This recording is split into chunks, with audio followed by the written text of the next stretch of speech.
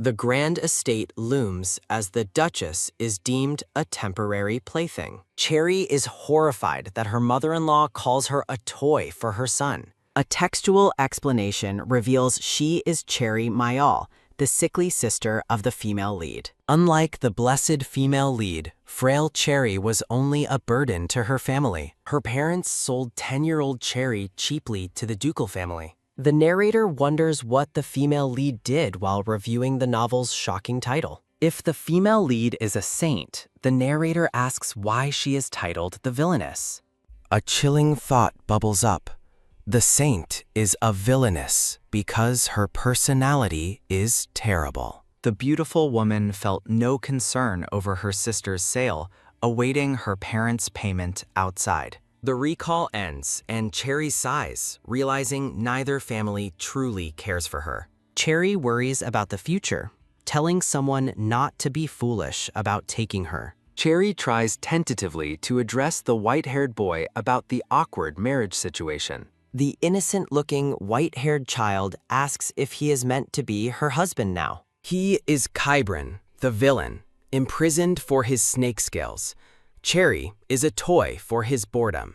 Cherry realizes that Kybran will grow up to be a bloody, murderous maniac killer. A soft close-up shows Kybran currently looking incredibly cute and youthful. Kybran points to the baggage, politely asking Cherry if he can hold the chest for her. He beams happily, clutching the wooden chest and excitedly vowing to cherish it. They share a quiet meal in the dining hall, the only sound being the gentle tap of a spoon. Kybran wonders aloud if he needs to grow taller than Cherry, confessing he prefers her size. As they sleep holding hands, Cherry thinks about Kybran's potential future as a maniac killer. To change the story, Cherry realizes she must first escape the ducal prison. The young boy smiles broadly while drinking tea, claiming he likes both his mother and Cherry. The Duchess cries, stating that they cannot get close to their child because it could cause him harm. The Duke cries, reflecting that while it is hard to gamble on a child, it doesn't mean they are poor parents. Cherry observes the atmosphere, concluding there must be some secret among the Duke's family. The Duchess warns Cherry not to walk around the house without receiving explicit permission. The Duke, wearing gloves, warmly instructs Cherry to address him freely, like family. The comforting maid reassures Cherry that she will do her very best to provide protection. Cherry looks touched by the affection, admitting she likes both the Duke and his mother. In a visual of the four, Cherry wonders if she can discover the Duke's secret and make Kybran a good person. A fierce, glowing image shows the Duchess stating Cherry is just Kybran's temporary plaything. Cherry kneels in shock, thinking the mother-in-law statement is far too much. The young girl is shocked that the Duchess would speak so callously about her 10-year-old child. Images of bloodied pages confirm this cruel reality is exactly how the original novel was written. The text introduces the narrator as Maria, the younger sister of the heroine in the novel. The villainess hates anything but the money road. Maria, glowing in pink light, realizes she has become Cherry Mayal. Cherry, frail and burdensome, was sold for money, unlike her glowing sister Maria, who brought wealth. Cherry, a 10-year-old child, was sold on the day her sister entered the temple as a saintess. The narrator confirms she was sold into the ducal household and notes that the count is pressing for money. A beautiful woman looks back, hoping this arrangement will not turn out to be a foolish mistake. The young girl sits on the floor, entering the imposing ducal house. She sighs in resignation, realizing she has no luck with either parents or in-laws. She bangs her fists on the chest, frustrated that she possessed a body in such a horrible predicament. A dramatic visual effect interrupts the scene with a sudden crash sound. The girl is shocked to be grabbed by the collar and asked if this is a dream. The narrator realizes that acting rashly will not change the fate of being sold into a snake's den tomorrow. Her sister, the future villainess, laughs menacingly while choking the girl. The villainess gloats that the day has come for her once useless sister to be worth money, fulfilling the novel's plot. The girl closes her eyes, apologizing and asking the person present to excuse her sudden outburst. The girl kneels, looking up at the man in the pants and shoes, whispering an apology. The small boy, Kybran, stands, appearing shy and nervous amid glowing flowers. She has an epiphany, realizing the current situation. An inner vision shows Kybran as an adult, a cold, dark figure with a sword, destined to become a deranged psychopath villain. The narration explains that because of his snake scales, Kybran was branded a monster and imprisoned. Driven mad by vengeance, adult Kybran killed the ducal family, including his wife, Cheria. Cheria sighs, burdened with a trashy sister and a husband fated to be a murderer. Young Kybran approaches Cheria, saying it's all right despite her troubled situation. Cheria smiles, looking at Kybran, who stands beside her luggage chest. Sharia explains in a doodle panel that she could have been sleeping without a roof, making Kybran wonder about not having shelter. Cheria smiles, commenting that Kimran looks adorable, and suggests they get along since they both had bad luck with family. Cheria beams, realizing she has a special chance to influence the character's destiny. She is jarred by a sharp sound as a pair of adult legs approaches. Cheria looks surprised as she holds the luggage chest, repeating her offer for Kybran to carry it. Kybran looks up, surprised, but accepts the task of carrying the large chest. He happily carries the chest, vowing to treasure it forever amidst flowers and glittering light. Cheria follows quickly after Kybran, worrying he might trip due to his long bangs, but he replies he can see fine. They arrive at Kybran's room in the dark, imposing mansion, confirming they've arrived. Cheria looks around the room, noting that it is unexpectedly large. She realizes the room is less like a child's room and more like a prison, as the windows are sealed. Sharia wonders with dread if they plan to keep him locked in the chains-adorned room until adulthood. She asks Kybran if the blankets are changed, and he timidly replies that no one ever comes in here. Cheria looks shocked, questioning Kybran's statement. Kybran explains the bed is untouched because he never sleeps in it. A close-up shows Kybran pointing to a crumpled white blanket in the corner, confirming where he sleeps. Cheria looks shocked and shouts at him, asking why he would sleep on the floor when a bed is available. With teary eyes, Kybran quietly explains that the bed is too large. Cheria angrily asks if the large bed is too scary, startling the shivering boy. Cheria smiles sweetly, offering to sleep with him from now on. The man in the suit enters, looking down at Cheria's offer, asking what she means. Cheria coughs and tells the man that family helps each other out, hinting that Kybran might help her one day too. Cheria flashes a determined smile, emphasizing her positive outlook. Kybran, still teary-eyed, looks at Cheria as she urges him to come quickly. A close-up shows Kybran blushing intently at the situation. They both tug at the massive sheets, starting to make the bed together. Lying side by side, Kybran asks if she is not afraid now that they are together, and she replies yes. Cheria chuckles, calling the blushing Kybran cute and wondering what she should call him now. Cheria brightly tells Kybran that her name is Cheria. Cheria Mayal tells him to please use her full name. Kybran whispers her name in surprise, looking adorable. Cheria smiles widely, affirming his use of her name. She is resolved. Her goal is now to raise Kybran well. A bright, sunny garden scene bursts with yellow and purple flowers. A tiny, floating version of Cheria, dressed like a witch, sits above a sketch of the ducal building. Kybran sits up in bed, holding Cheria's hand, looking slightly confused. Cheria is sitting up, smiling hugely, reaching toward him. Kybran looks surprised as Cheria frantically tries to reach something above them, shouting she cannot reach it and demanding the possession be returned. She wonders why the mansion doesn't have a cook and why food is kept so high up. Kybrin looks concerned, nervously telling Sharia to be careful as she realizes Kybrin is too short to reach the basket of vegetables. Sharia sighs, distressed that if she cannot retrieve the food, they won't eat anything today.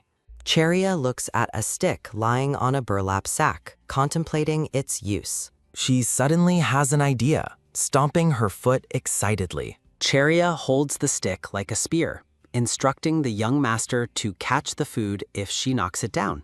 Kybrin looks surprised as Sharia hands him a cloth to use for catching the falling items. They brace themselves, Sharia preparing to knock the basket over with the stick. Kybrin catches the falling apple and carrot in the cloth, shouting that he succeeded. Sharia lists the ingredients they collected from the drop, including apples, potatoes, and sugar carrots. She announces that she will cook a stew for the young master if they can add some meat. They stand beside a counter with a large knife, cheerfully preparing to cook. Sharia looks down sadly, thinking that the knife is too big for her to use. Kybrin nervously volunteers to cut the food, asking if Sharia has cooked before. Sharia agrees, but secretly thinks she will do both despite her lack of skill, seeing herself clumsily chop food in a pink apron. Sharia sighs, admitting she already knows about her terrible past life cooking skills. Kybrin agrees to help with the cooking, but cautions Sharia not to cut herself. He effortlessly cracks a potato in half, making Sharia happily declare he is good at this. Kybrin turns his back to Sharia, slightly startled by her compliment, while she giggles behind a barrier. Kybrin stammers while Sharia looks sympathetic, explaining she was only curious about why he was so skilled. Kybrin hides his hands, nervously explaining that people would think he was disgusting if they saw him cook. Sharia looks thoughtful, realizing she should not press him further about his feelings. Sharia eats the soup, noting it is bland without spices, but healthy. Kybrin happily eats the stew, while Sharia thinks about how delighted he is with the simple, healthy food. They sit opposite each other, eating their bowls of stew contentedly. Kybrin chews adorably, thoroughly enjoying the meal. Sharia looks concerned, realizing Kybrin was rubbing his snake scales during his sleep. She excitedly finds his scale-rubbing gesture cute. Sharia reassures Kybrin that he is cute and should eat plenty, gently patting his head. Kybrin, blushing, tells Sharia he prefers her when she is taller. Sharia stands next to Kybrin as they look at a messy desk filled with office supplies. Sharia, holding a feather pen, thinks hard about finding a ladder. Kybrin looks dismayed, asking how he is supposed to change his clothes without maids. Sharia glances around suspiciously, checking to make sure the study windows are securely locked from the outside.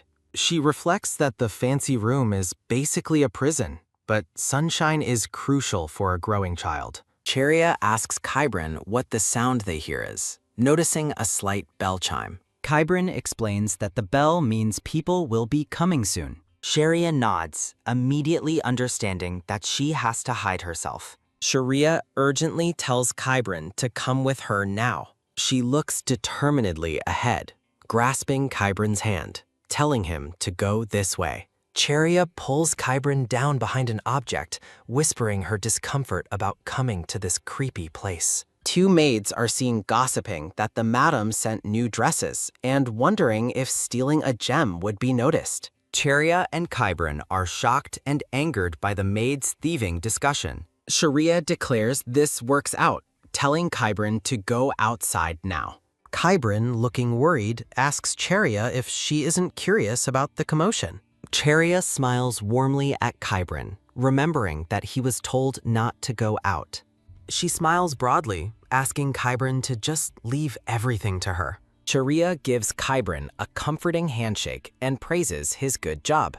Sharia takes Kybrin's hand firmly, urging him to trust her as she leads him out. The narrator provides an update on the chapter release. Sharia is hiding behind the door as Kybrin looks on with concern, keeping quiet. Sharia watches the maid in the hall, confirming the maid routes are clear. She notes a man in white and gold attire standing outside the glass door. The man in the light uniform notes a carriage and knight, speculating they must be new arrivals. Cheria excitedly tells Kybran, the young lord, that they should leave quickly. The man in the light uniform gasps, seeing Cheria leave the mansion. The uniformed man scolds Cheria, ordering them to return inside immediately. Cheria thinks the man's rigid posture confirms he is a rookie. The uniformed man frowns, standing rigidly in a full-body portrait. Cheria hands the man a paper, asking him to retrieve something for her, dismissing his suggestion to ask the maids. Cheria explains she cannot trust the busy maids, noting they were trying to steal jewels from her dress. The uniformed knight denies the maids could be untrustworthy since the lady of the house personally selected them. Cheria challenges the knight, asking if he is calling her a liar. The knight decides he must confirm Cheria's claim and tells them to wait in the garden. Cheria and Kybran stand waiting in the garden while the knight is away. Cheria admires the imposing white mansion, but thinks of it as the snake's den. A flashback shows Kybran as a newborn, with serpent scales and a mysterious sigil on his back. The Duke examined the sigil, finding it to be a powerful, sophisticated sealing spell. People whispered that Kybran was a sealed snake monster, and the image shows hands reaching toward a glowing baby. The Duke and Duchess believed the rumors and locked their son away in the mansion,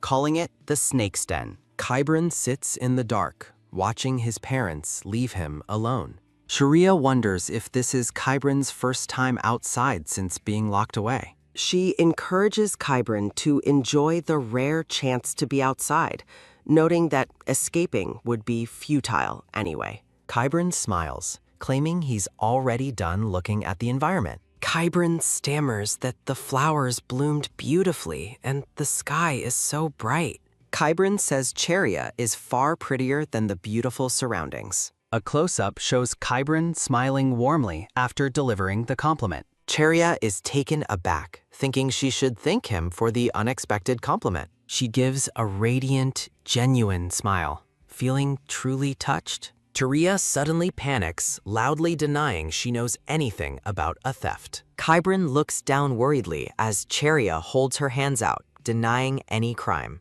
A sound effect hits as Kybran drops to the floor, terrified, begging to be spared. The knight reveals the stolen gems were found in the maid's belongings and matched the missing jewels. The head maid stares coldly, announcing that this matter will be reported and punishment will follow. Cheria thinks the maid is good at pretending, while the accused maid looks terrified, admitting her wrong in an internal thought. Cheria notices the golden embroidery of the maid's dress. The knight recognizes the embroidery as belonging to the temple, questioning why a temple person is working as a maid. The knight commands both Cheria and Kybran to return inside, apologizing for the disturbance. Cheria hesitantly asks Kybran about the maids, but he dismisses them, saying the temple people are always troublesome. Kybran adds that the temple people stir up trouble just to torment his mother, the Duchess. Cheria realizes the temple's pressure, not just his parents, played a major role in Kybran's original demise. An image of the villainous sister suggests the temple rose higher, while Kybran's fate was never good. Cheria sighs, contemplating whether she is taking the wrong path by getting involved with Kybran.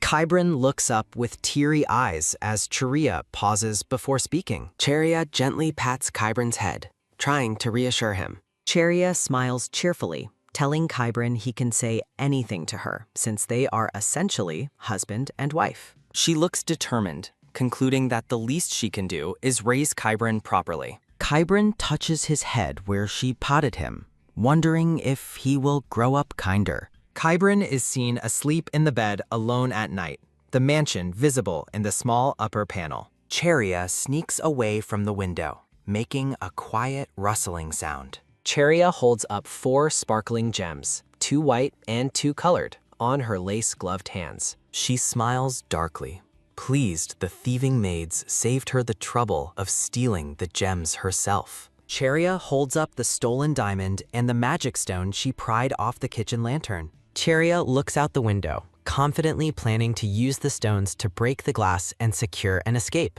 The narrator explains that red monster stones and blue mage stones exist, noting blue stones shatter explosively when hit by diamonds. Cheria looks at the terrace, thinking breaking the window offers an escape route if she ties a rope. Cheria, holding the gems, decides to secure an escape route first and look for opportunities later. She holds the diamonds in her lace gloves, noting that maids rarely come in and worrying the gloves won't suffice. Cheria sighs and reminds herself to calm down before proceeding with her plan. She presses her gloved hands against the sealed window, distraught that she cannot raise Kybrin in this prison. There is a flash of light and the sound of breaking glass as Cheria smashes the window. Kybrin looks up at a figure who apologizes for saying the outside is too dangerous for the young lord. Kybrin looks wide-eyed and surprised next to the woman in the elaborate dress.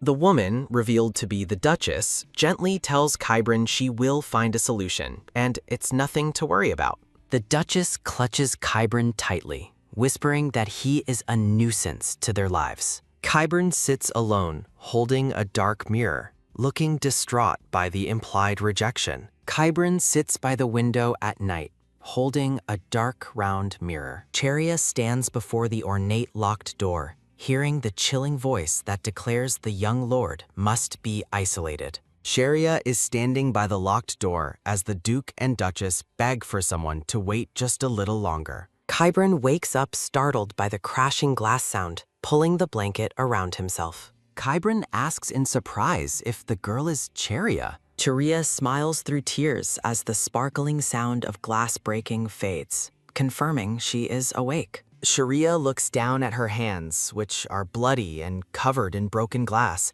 apologizing for waking him. Kybrin stares wide-eyed at her injuries, pulling his blankets tighter. Cheria turns to Kybrin, who asks what she was doing. Cheria happily presents the broken window, explaining she broke it open for him. Kybrin stares at the window as Cheria excitedly points out that he can now breathe fresh outside air. Cheria explains that he can slip his arm through the hole and unlock the window from outside. Kybrin looks concerned as Cheria steps over the broken glass, asking why he doesn't look happy. Kybrin gently holds Cheria's hand, which is bleeding from cuts from the broken glass. Kybrin looks at Cheria's injuries, holding her hand. Cheria smiles, claiming the injury doesn't hurt much and will heal easily. Cheria looks surprised as Kybrin asks if he can examine her injury. Kybrin concentrates on Cheria's injured hands. They kneel together, Kybrin gently grasping Cheria's hand. Cheria looks shocked as Kybrin's bare hand, covered in light, is seen pressing against her injury. Kybrin looks pained, concentrating as his snake scales appear to be spreading. Cheria stares in fear, telling Kybrin he looks to be in pain and needs to stop, but he assures her he is fine. Cheria's hands are magically healed, showing no injury or blood. Cheria stares, astonished that Kybrin possesses healing powers which were absent in the original story. The narrator thinks about the power of healing, noting it is why her sister, the saint, is so revered. A golden image of the saint confirms her status as a revered figure. Kybrin shows Cheria his clean, healed hand, claiming the injury doesn't hurt anymore. Kybrin asks Cheria how she got injured in the first place, startling her. Cheria avoids Kybrin's question, claiming she got hurt because she is a monster. Cheria reassures Kybrin he is not a monster, saying he is still getting along with her. Kybrin asks Cheria with a sad look if she is a monster too, given she gets along with him. Kybrin looks down shyly, blushing after making the comment. Cheria smiles playfully, agreeing that it is possible she might be a monster too. Cheria thinks he likes her much more than she expected, and she looks cute as Kybrin calls her name. Kybrin apologizes for waking Cheria, claiming he suddenly felt happy and quickly returns to bed. Cheria looks concerned, observing that something about Kybrin's behavior is strange. She contemplates Kybrin's inexplicable healing ability and his strange apathy toward the Duchess, wondering about his hidden backstory. The Duchess stands solemnly, enveloped in a cold blue glow. feeling pain in her chest. Cheria looks surprised and nervous, wearing an unfamiliar dress. The Duchess, accompanied by maids, orders Cheria to throw away all previous dresses. The Duchess asks Cheria about the dress she is wearing, making Cheria question what she means. The Duchess clarifies she is asking if Cheria can wear the dress by herself. Cheria smiles, finding the request strange, and says she can wear this dress fine. Kybrin bursts through the doorway, running toward his mother, calling out. Kybrin falls suddenly, hitting the ground with a flash of light. The Duchess cries out Kybrin's name in surprise, staring at him. The Duchess gently pokes her chest, looking concerned and pained. Cheria helps the distressed Kybrin up, asking if he's all right, while the Duchess looks down in shadow. Cheria contemplates the Duchess's dramatic reaction when Kybrin fell. The Duchess turns away, deciding they must leave the area immediately. A gloved hand quickly secures a sash on Cheria's waist. Cheria smiles, asking the Duchess if she's secured the clothes herself. The Duchess looks sternly at Cheria, simply asking, "What?" Cheria overhears a maid commenting that the Duchess should leave, as it is not good for her to stay too long. Cheria frowns, calling the maid a servant daring to control the master's actions. She wonders if the temple maids are connected, but concludes their connection is insignificant. The Duchess sips tea from a cup,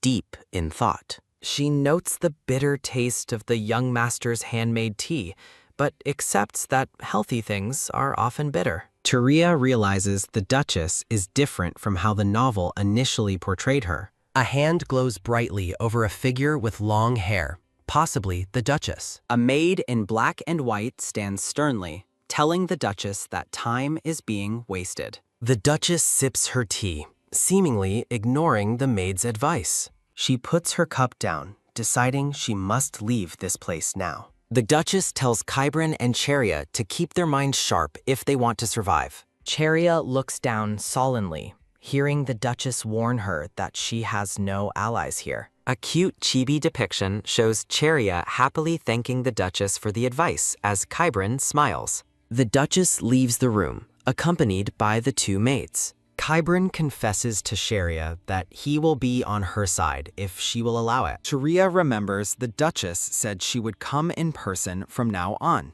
Kybrin blushes and smiles, admitting he likes meeting the Duchess. Kybrin quickly clarifies he likes Cheria too, making her internally chuckle at the implied jealousy. Cheria stares out, noting the many differences from the original story. The new maid in white announces that the lady will not be coming today. Cheria asks why the Duchess is absent, looking highly concerned. The maid explains the Duchess ignored the temple, so they are performing purification work, which Cheria recognizes as a threat. Cheria asks why purification work is being done on Kybrin's room. Cheria realizes the maids claim the places Kybrin has stayed are contaminated and must be purified regularly. Kybrin looks distressed, realizing the Duchess's troubles are a result of his contamination. Cheria slaps the maid's hand away, protecting Kybrin.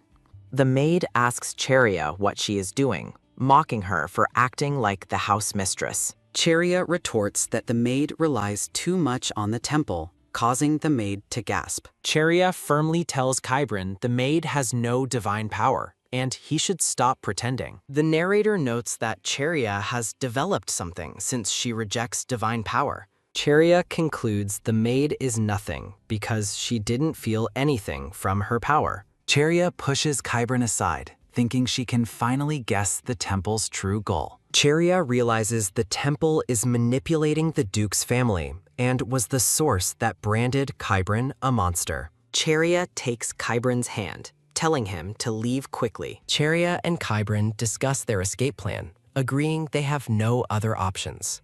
Cheria nods, confirming Kybrin is ready for the move. Cheria decides Kybrin must leave the mansion to grow well, needing evidence against the temple. Cheria asks the young master if he wants to leave, but he looks uncertain. She beams with absolute determination about the scheme. An aerial shot shows the ornate, high-walled ducal mansion, Cheria, wearing a white nightgown, confirms the mansion is empty and all escape routes are secured. Cheria's inner monologue details the plan. A fire starts in the kitchen, forcing them to jump from the second-floor window. They are seen frantically falling from the window amid smoke and shouts. Cheria smiles, pleased that she has found a necessary excuse. Cheria looks concerned as she contemplates the upcoming difficulty. She realizes the crucial problem is jumping from the second floor for the alibi. Cheria appears, worried they might get injured if they fall improperly. Kybrin, holding the rope, confirms he is ready for the leap.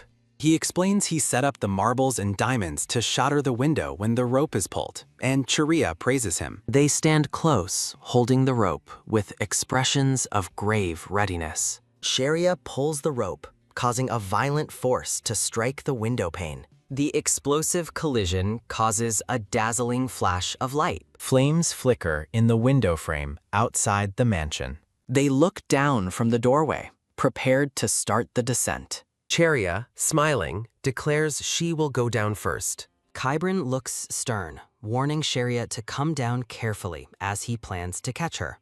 Hands firmly grip the rope, preparing to descend. Cheria, clinging to the thick rope, looks panicked. A tiny, terrified Cheria swings midair, realizing the height is unexpected. Cheria tells herself to stay calm and get as close to the ground as possible before letting go. Her hands slip dramatically on the rope, causing her to shriek. Cheria falls through the air, looking terrified. She lands safely on a soft, ruffled surface below. Cheria looks surprised, wondering why her body floated momentarily, as Kybrin lands softly next to her. Cheria stares in disbelief at the young master, marveling at his skill. She sighs, deciding powerful villains must be extraordinary, even as children. Cheria looks surprised as she hears a sound. They look at the burning manor, noting the rain is helping, but extensive damage is already visible.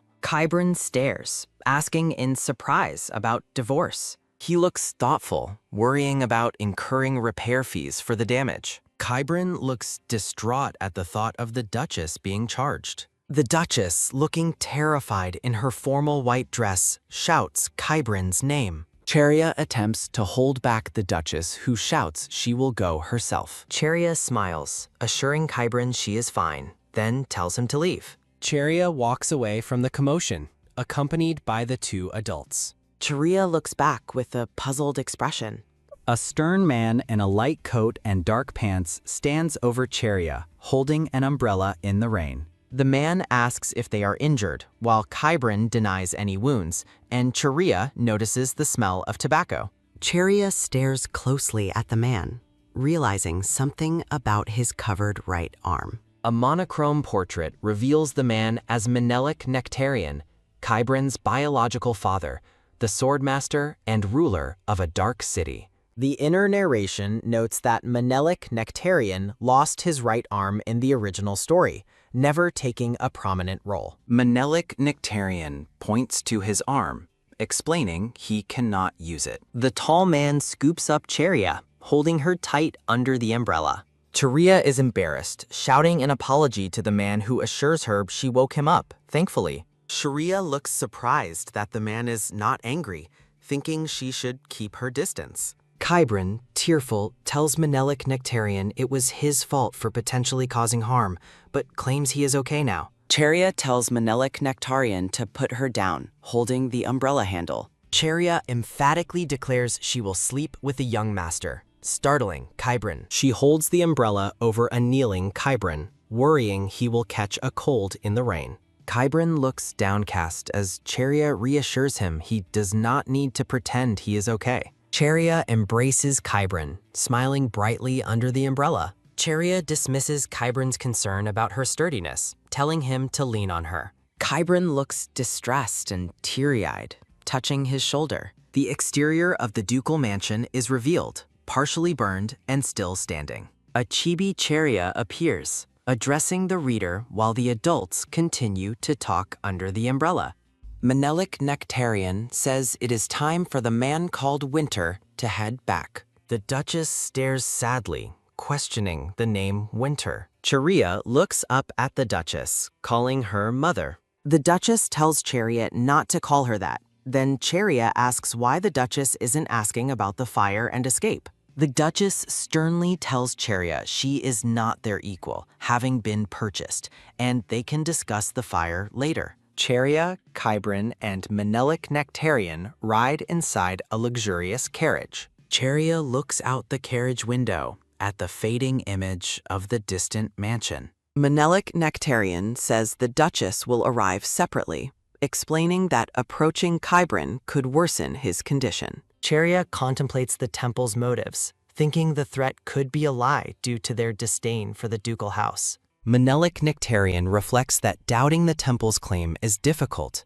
especially when gambling with one's own child. Cheria looks solemn, realizing the parents' actions do not make them good parents. The Duke reclines, confirming Cheria cannot figure out what kind of person he truly is. He acknowledges that the Duke is not a simple novel character, as the carriage rushes along. Cheria looks out the window, stating they are almost at their destination. A glittering structure is visible through the window, surrounded by white flowers. The grandiose new estate stands revealed, attended by maids in black and white uniforms. Menelik Nectarian says they must leave the capital quickly, and Cheria questions the contractual violation of taking Kybrin from the estate. Menelik Nectarian explains the temple offered treatment in exchange for Kybrin remaining confined in the snake lair, and for him and the Duchess not leaving the capital. Cheria looks stunned by the implication of the unfair agreement.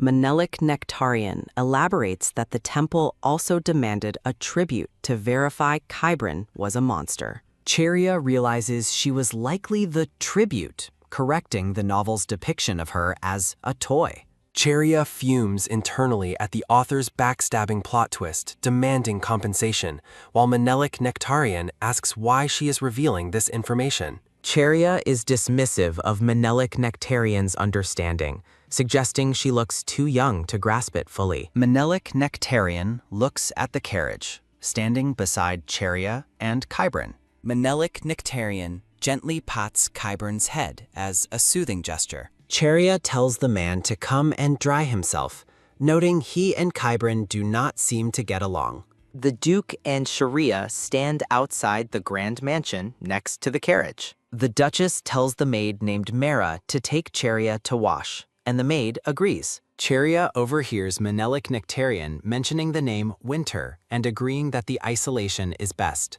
noting the Pope would never send the Saintess. Cheria thinks about her sister's refusal and terrible personality. A glowing image depicts the magnificent Saintess in divine light. Mara, the maid, guides Cheria away, thinking holy power might not even treat Kybrin's scales as a disease. Cheria ponders that the grown-up Kybrin in the original novel was scale-free. Cheria wonders how Kybrin's scales were removed if not by her sister's power. Cheria looks down at the hand of Mara, the maid, who smiles kindly at her. Mara tells Cheria she should have protected her, lamenting that non-temple maids were prohibited in the old estate. Cheria realizes Mara is genuinely concerned and must know she was sold off as a sacrificial bride. Cheria freaks out internally about being considered the sister of a saintess and an arsonist, while Mara smiles kindly. Mara smiles broadly, vowing to stay by Cheria's side from now on. Cheria looks surprised as Mara promises to stay by her side and tells her to eat to regain strength. Mara informs Cheria she must sleep with the young lord tonight, but will have her own room starting tomorrow. Mara smiles brightly, promising to bring Coco soon. Cheria and Kybrin look excited to be together, and Kybrin calls her Lady Cheria. Kybrin glows happily, thrilled by the situation. Kybrin excitedly asks Cheria if she can do anything, saying the Duchess confirmed he doesn't have to return. A close-up shows Kybrin's eye glowing with intensity. Cheria looks surprised, mentally reflecting on her arson plan. Cheria wonders why no one asked about the massive fire at the estate. Cheria thinks nobody is mentioning the fire, even if covered up, which is highly suspicious. Kybran calls Cheria's name, as she ponders if the ducal family truly absolves her of blame. Cheria suggests they refrain from making conclusions since they just arrived, then tells the young master it's time for bed. Kybran rejects the idea of sleep, declaring he is not sleepy, while Cheria feels utterly exhausted from the day's events. Kybran and Cheria lie in the luxurious bed, discussing bedtime stories. Kybran lies beside Cheria, telling her a story about a worker ant. The worker ant story details rising early and returning late, suggesting unpaid overtime. Cheria, lying next to Kybran, sadly narrates the ant was deceived and treated like a joke. Kybran looks concerned for Cheria, hoping the worker ant finds happiness in her next life. Cheria looks distressed, realizing she is falling back into old memories. She sees a reflection of her past self and wonders who she was before becoming Cheria. Cheria is stunned, telling herself to wait. Kybran appears at the bed, asking Cheria what her previous name was. Cheria wakes up to bright sun, feeling heavy and itchy, wondering if she got a bug bite. Kybran greets her, asking if Lady Cheria is awake. Kybran smiles, confirming he slept well after falling asleep during her entertaining story. Cheria is surprised Kybran enjoyed her story, doubting its entertainment value. Kybran announces the Duchess is calling for her, saying she has something important to share. Cheria feels unwell, but manages to ask Kybran for help walking. Kybran helps Cheria downstairs, and she notices the presence of temple people. Cheria sees the Duchess surrounded by temple priests in white and gold robes, realizing the heavy feeling was divine energy. A temple man sternly asks the Duchess if she intends to sever ties, calling it unfortunate. The Duchess, looking composed, is ordered to ensure all temple-affiliated maids leave, and Kybran is sent away before the day ends. The temple man confronts the Duchess, asking if she has nothing more to say. He calls the Duchess arrogant and lacking pity for citizens sacrificed for the young lord, claiming she wouldn't understand. The Duchess replies she knows nothing but believes in the merciful God of the Empire. The temple man gasps, outraged by the Duchess's words. The glowing Duchess tells him to leave swiftly if he still has time to speak, reminding him he insisted on departing immediately. Cheria stands on the stairs, adorned with ribbons and holding flowers, witnessing the exchange. The Duchess watches Cheria and Kybran approach, her expression shadowed. The Duchess, dressed in black and white, walks away from Cheria. The Duchess thinks to herself that it was not nothing after all. The Duchess approaches Cheria and Kybran, telling them once preparations are complete, they must leave the capital and may never return. Cheria looks thoughtful, wondering if there is anything she wishes to do before leaving. Cheria tentatively asks the Duchess for permission to walk through the garden. The Duchess responds sharply, telling Cheria she needs no permission to walk in her own home. Cheria looks stunned by the response. The Duchess departs with her maids, leaving Cheria and Kybran behind. Cheria is distraught, internally yelling she was swindled by the novel and branded a member of the Duke's household. Cheria asks Kybran what he is doing, and he replies he is trying to memorize the temple priests' faces. Cheria smiles happily, praising the adorable sentiment. Cheria smiles fiercely, proclaiming her intent to kill them, startling herself slightly. Cheria immediately retracts her statement, reasoning that Kybran must not follow the villain's path now that she has rescued him. Cheria considers the massive problem that would arise if the young master killed a priest, asking if he agrees. Cheria screams in outrage upon realizing Kybran heard the priests hoping the Duchess would die soon, demanding to know who insulted a parent in front of their child. She pauses, staring with glowing eyes, thinking it might be fine as long as the young master is not found to be the culprit.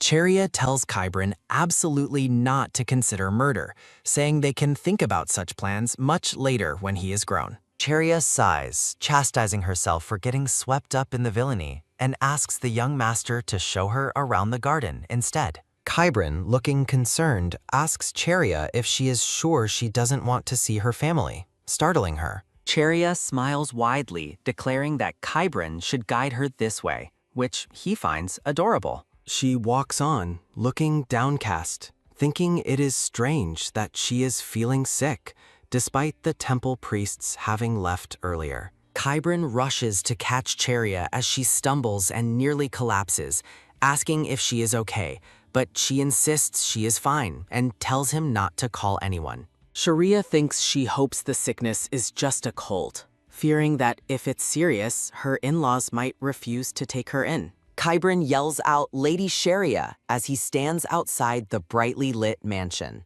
The Duchess, dressed in a black top and dark skirt, looks surprised and asks what is happening. Cheria screams, "Mother!" as she rushes in, finding the Duchess and the female attendant standing over her. Cheria explains that she was going to look around the garden with Kybrin after the priests left, but suddenly collapsed. Cheria asks about the young master, and the female attendant in the blue top explains she took him to his room because he was quite surprised. Cheria thinks it's understandable that Kybrin was surprised by her collapse, but still wonders why she collapsed in the first place. She worries about the Duchess's solemn expression and fears she has an incurable disease that will prevent the family from taking her to the duchy. Cheria stands next to the Duchess's chair, looking shocked at the situation. The Duchess covers her face, saying she was so flustered that she forgot other children are different from Kybrin, but quickly assures Cheria there is no need for excuses, and she will take care of her now. Cheria sits on the bed, thinking she needs a proper nanny, like Viscountess Rose. A brightly lit close-up shows Cheria looking slightly distressed and glowing. The Duchess, dressed in black and white, introduces the smiling woman in the blue top as Elena, the ducal family's exclusive physician, who examined Cheria while she was unconscious and tells her to call her Elena. Cheria greets Elena, asking if there was anything wrong with her body, to which Elena hesitates in response. Elena reveals that Cheria's problem is serious, and at this rate, she might die within the year, shocking Cheria. A panel shows a dramatic flashback of Cheria's troubled look in the original novel when she was 17, never appearing happy like her sister Maria. The Duchess worries Cheria might not last until they reach the duchy and asks what she should do, while Cheria listens on the couch. Cheria cries out, asking if they are really going to leave her behind, insisting that she can endure the sickness. The Duchess instructs Elena to be responsible for Cheria's recovery until Viscountess Rose arrives, hoping this buys them time with Mevalik. Elena expresses concern that Cheria needs 5 meals a day for a month to reach a normal weight, also worrying about the temple pressure and whether Viscountess Rose will return. Cheria looks downcast, thinking the temple threatened the family and is extending the schedule because of her presence. Cheria tells the Duchess not to worry so much, reasoning that as a guest, she shouldn't cause such trouble. She says she is grateful just for being taken in, then realizes it is dinner time and invites the Duchess to the dining hall with her. Elena smiles, saying she will see the young master first, having promised to tell him about Cheria's condition. Cheria sits still, inwardly thinking that Elena is planning to ask the young master what kind of food she likes, wondering if she is being ignored. Cheria focuses on her discomfort, thinking she is feeling itchy and worried about her condition too. A hand reaches out and grabs Cheria, making her shout, "Whoa!" in surprise. Cheria is held tightly by the tall woman, who is surrounded by a golden aura and floating flower petals. The young master runs down the grand hallway towards the Duchess, screaming, "Lady Cheria," while Elena follows behind. The young master, crying intensely, shouts to Cheria not to go to heaven. A small chibi panel shows the Duchess holding Cheria while the young master looks on with skull symbols floating nearby. Elena smiles awkwardly, thinking about how the young master could say such a thing about Cheria going to heaven. Cheria looks surprised as Elena reveals the young master overheard their conversation earlier. She looks towards the grand, well-lit dining room, thinking there is no way Kybrin could have heard the conversation. Cheria thinks Kybran's room is upstairs, and even if he tried to eavesdrop in the hallway, the servants would have sent him back, wondering what happened. Her eyes reflect her distress, contemplating that something else is more important than where Kybran was. Elena smiles while Kybran sits happily at the table, forcing Cheria to realize she cannot eat all of the lavish dinner, noting there are 3 plates of the main course alone. The Duchess, drinking from a glass, watches Cheria, who thinks her mother does not seem to have any intention of stopping the forced feeding. Cheria looks wide-eyed, having been fed a spoonful of food, which sparkles in the light. Kybran happily agrees with the smiling physician that the food is delicious. Cheria is surprised by the generous amount of food, and Elena confirms she needs it to recover quickly. Cheria is given various medicines to take, despite her reluctance. Kybran worries there won't be delicious food in heaven, insisting Cheria cannot go yet. Sharia agrees to try, feeling like she could recover easily, but knows she is being treated like she's dying soon. Cheria asks if she can visit the garden with Kybran, and the Duchess agrees, suggesting they have tea. Cheria and Kybran lie in the massive bed, preparing for sleep. Cheria realizes the Duchess watched her from afar while she was in the garden. Cheria thinks the busy Duchess must have put in great effort to watch her. Cheria tells Kybran his mother is a very good person after all. Cheria remembers the Duchess's initial harshness, wondering if it was a protective facade for the temple maids. Kybran joyfully confirms his liking for the Duchess and Cheria. Kybran asks Cheria what she thinks about the Duke. Cheria, lying down, looks surprised by Kybran's sudden interest in ears. Kybran confesses he heard the Duchess and Elena discussing his poor condition, which led him to try healing her again. Cheria stares at their clasped hands, glowing from Kybran's healing power. Kybran looks up, focusing on helping Cheria. Kybran insists he wants to help Cheria, but she insists he is already helpful enough. Cheria playfully reminds Kybran that he covered her with a blanket earlier. Kybran looks thrilled, insisting he will cover her more. Kybran smiles happily, pleased to help Cheria. Cheria looks at Kybran's ear in close-up.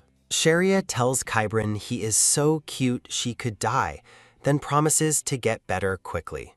A small chibi version of Cheria comments on the delicious-looking dinner plates. Cheria looks surprised by the lavish dessert plate.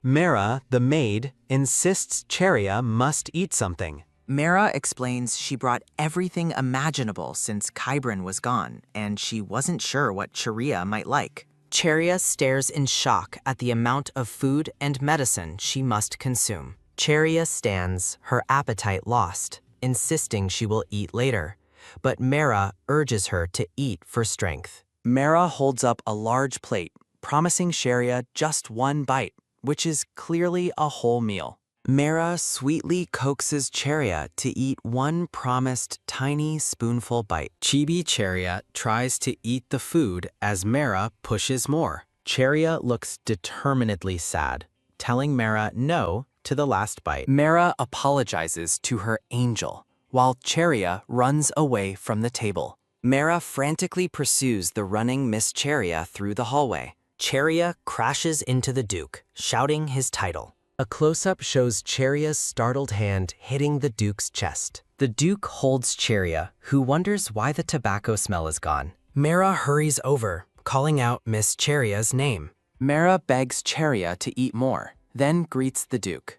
The Duke holds Cheria and remarks that this must be the commotion. The maid quickly says she has Cheria, and the Duke dismisses her. The Duke apologizes to Cheria, calling her my angel. The Duke says Cheria doesn't have to eat, making her feel guilty because Mara was trying to help. The Duke carries Cheria through the sunlit doorway, assuring her it's worse to force herself to eat and get sick. Cheria looks around, questioning the purpose of the golden decor. A glittering overhead shot shows the highly opulent interior of the new residence. Kybran looks surprised, asking if this is the Duchess's study. Cheria is stunned as Kybran asks if she said something wrong about the Duchess's belongings. Chibi Cheria thinks the Duke's office must be where the Duchess's study is, realizing they swapped titles again. Kybrin, smiling brightly, confirms the food is delicious. Elena insists Sharia needs much more food to recover quickly.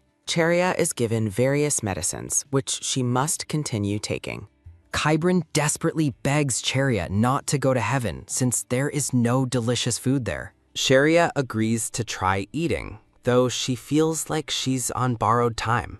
Cheria asks if she can visit the garden, and the Duchess agrees to join her for tea time. Cheria and Kybrin lie in bed, resting together. Cheria realized the Duchess watched her from afar in the garden. Cheria thinks the busy Duchess made a great effort to watch her. Cheria tells Kybrin his mother is a very good person. Cheria reflects on the Duchess's early coldness, realizing it was a necessity in front of the temple maids. Kybrin happily confirms his affection for both the Duchess and Cheria. Kybrin asks Cheria what she thinks about the Duke. Cheria, lying down, mentions liking ears, surprising Kybrin. Kybrin reveals he heard the bad news and used his healing ability on her. Cheria stares at their glowing, joined hands in realization. Sharia notices Kybrin's earnest expression in the light. Cheria stops Kybrin from wanting to help further, insisting he is already helpful. Cheria reminds Kybrin that he covered her with a blanket earlier.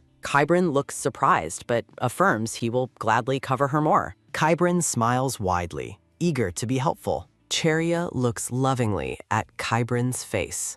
Cheria promises Kybrin to recover quickly for him. A small chibi Cheria comments on the dinner plates. Cheria stares wide-eyed at the overwhelming dessert plate. Mera insists Cheria must eat something for her recovery. Mera explains she brought everything imaginable since Kybrin was absent. Cheria shouts in dismay, overwhelmed by the volume of food and medicine. Cheria announces her intent to eat later, but Mera insists on a minimum bite for strength. Mera presents a huge, eggy plate, promising one bite, which Cheria internally rejects. Mera spoon-feeds Cheria one substantial mouthful. Cheria and Mera continue their forced feeding routine. Cheria sadly declines the last bite Mera offers. Mera apologizes as Cheria runs away from the table. Mera shouts and pursues Miss Cheria down the hall. Cheria accidentally crashes into the Duke. A close-up shows Cheria's hand touching the Duke's chest. The Duke holds Cheria, noting the absence of his cigarette smell. Mera hurries over, calling out Miss Cheria's name. Mera begs Cheria to eat more, then greets the Duke. The Duke holds Cheria, remarking that she caused the commotion. The Duke tells Mera she is dismissed, accepting Cheria. The Duke apologizes to Cheria, calling her my angel. The Duke permits Cheria not to eat, making her feel guilty for Mera's kindness. The Duke carries Cheria, saying eating when distressed causes sickness. Cheria looks around the opulent room, questioning the butterfly motifs. The glorious, sparkling interior of the residence is shown. Kybrin asks if this bright room is the Duchess's study. The Duke holds Cheria, reacting dramatically as Kybrin questions the Duchess's study name. Chibi Kybrin notes they simply swapped the title, making Cheria realize her mistake. Mera laments that a lovely lady like Cheria should not possess such dreadful memories. Cheria laughs, saying county life wasn't uncomfortable, but Mera, her lady, looks concerned. Mera hugs Cheria, confirming everything is fine now. Mera smiles brightly, reassuring Cheria.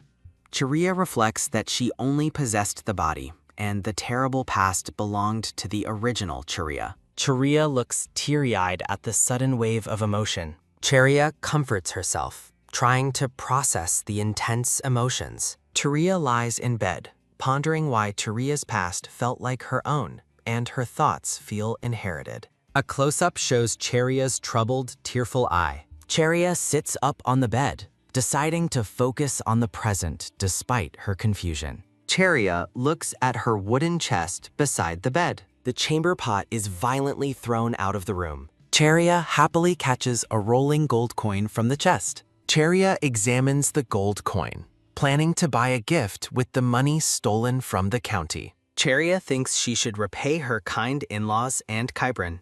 Cheria realizes giving advice is useless as a child, thinking about investment tips or rebellion plans. Cheria holds the coin, contemplating how to be helpful. Cheria runs quickly, calling out to the Duchess. The Duchess tells Cheria not to run and asks what is wrong. Cheria looks incredibly happy and excited. The Duchess, dressed in purple and black, asks if Cheria is running in her condition. The Duchess stares down at the small Cheria, wondering about her unusual interaction. Cheria, smiling broadly, agrees to have a knight accompany her and promises to return in an hour. The Duchess tells Cheria not to run again, and Cheria agrees immediately. Cheria happily exits the grand golden manor under the watch of a uniformed man. Cheria, wearing a large sun hat, looks around excitedly. The uniformed knight waits beside the golden carriage. A new man, the knight, stands tall in a white and green uniform. A chibi Cheria floats above a carriage rushing down a road. Cheria, still wearing the hat, looks at the knight with concern. The knight sits, introducing himself as Caesar, introducing the accompanying knight. Cheria thinks Caesar does not look high rank and confirms the obvious lack of a top-tier knight. Cheria looks out the carriage window, wondering what Kybrin is doing. Cheria's carriage rushes past the golden mansion.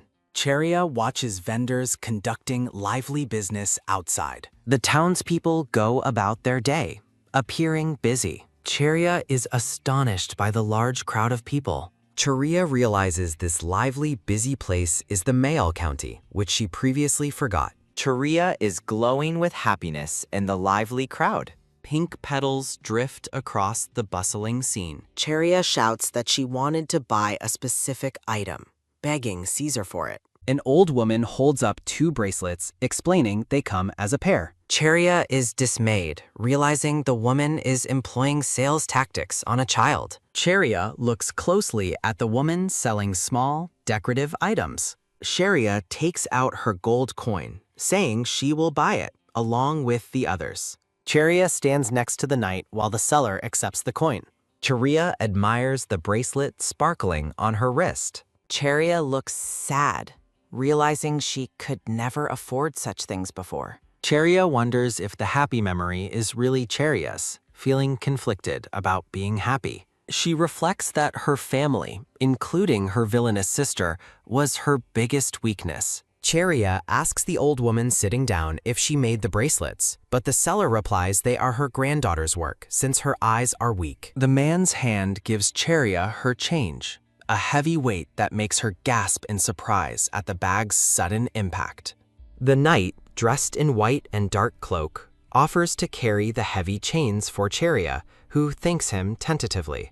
Cheria decides something fancy would be best for her in-law's gift, noting the inner district sells pricier goods, and tells the knight to head that way. She observes that the inner district has better items and more nobles, looking thoughtful as she walks beside the knight.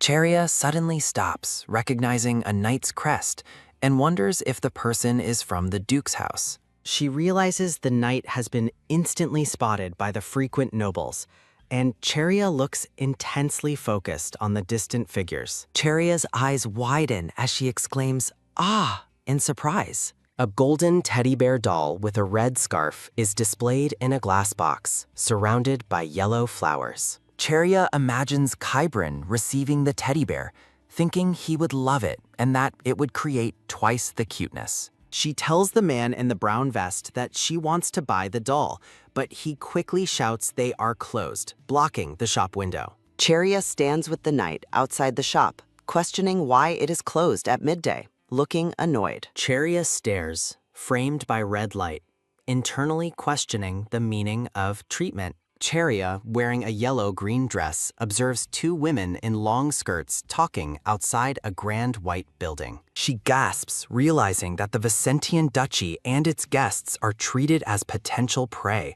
vowing not to fail in buying gifts so she won't be thrown out. Cheria sighs, deciding there is nothing else to do, and instructing the knight that they will just head back. Cheria smiles cheerfully, telling the knight it is time to return. She stands with the knight, noting that she ultimately couldn't buy anything in the main district. Cheria wonders if she will find anything suitable elsewhere, looking slightly downcast. She stands with her back to the viewer, watching several people socializing outside a bright, fancy shop. Sharia thinks she will at least get some snacks here, where the numerous customers will prevent them from being picky. She observes the pastry display, noting the mansion desserts are healthy but not sweet enough. Cheria smiles, finding a round bun shaped like a bear cute, just like Kybran, and thinks it looks good. After securing Kybran's gift, Cheria considers buying something for her in-laws and asks the knight for the time. The knight checks his elaborate watch, informing Cheria it is 1 o'clock, making her realize her time is already up. Cheria closes her eyes and cries out in frustration, holding the bread close. The wooden carriage rushes away on the sunlit road. Cheria sits quietly inside the moving carriage across from the knight, framed by bright window light. Sharia reflects that gift shopping was much harder than she expected and worries nothing will change even if she returns. She notes that buying something fancy would look the same to her in-laws. A display of opulent gold coins and gleaming jewels emphasizes the Nectarian Duke's famous wealth. Cheria thinks that if it's a gift, she would rather it have meaning. Sharia asks the knight if he would dislike receiving something she made herself. The knight stares intensely as Cheria asks if the Duke or her mother-in-law would dislike a handmade item. He confirms that he thinks a handmade gift would be fine, and Cheria looks thoughtful, holding the gold needle. A small chibi Cheria gives thanks for the reading, while a jeweled necklace with gold wrapping shines on a white surface. Kybran, sitting on a gilded chair and smiling broadly, calls out, "Lady Sharia."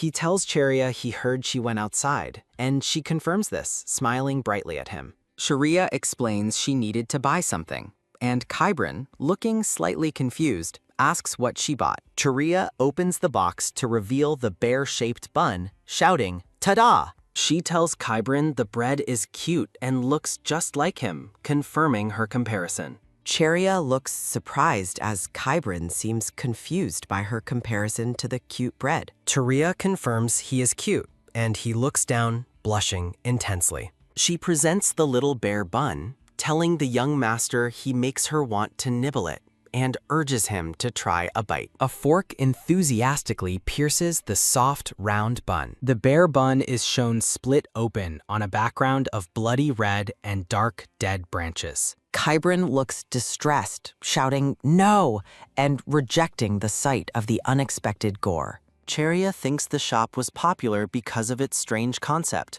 feeling grateful the bread tastes good, and decides she showed Kybran this rotten world. Cheria quickly tells the young master this is not the time for deep thoughts, focusing on the present moment. Kybran receives another gift, an ornate gold ribbon with a jewel, looking at it seriously. A flashback reveals Cheria was once locked away in an attic. Isolated, her only hobby became making intricate knot decorations. She offers a handmade tassel, promising a better gift when she's older. His hands gently accept the ornate. The young man beams, insisting the memory is framed by The boy declares he will treasure the gift until he dies, which Cheria finds extreme. Back in the present, she tells the young master it's okay to throw the gift away later. Cheria recalls the Duke sulking when she said the same thing, mentally noting his sensitivity. She runs into a garden, calling for her mother,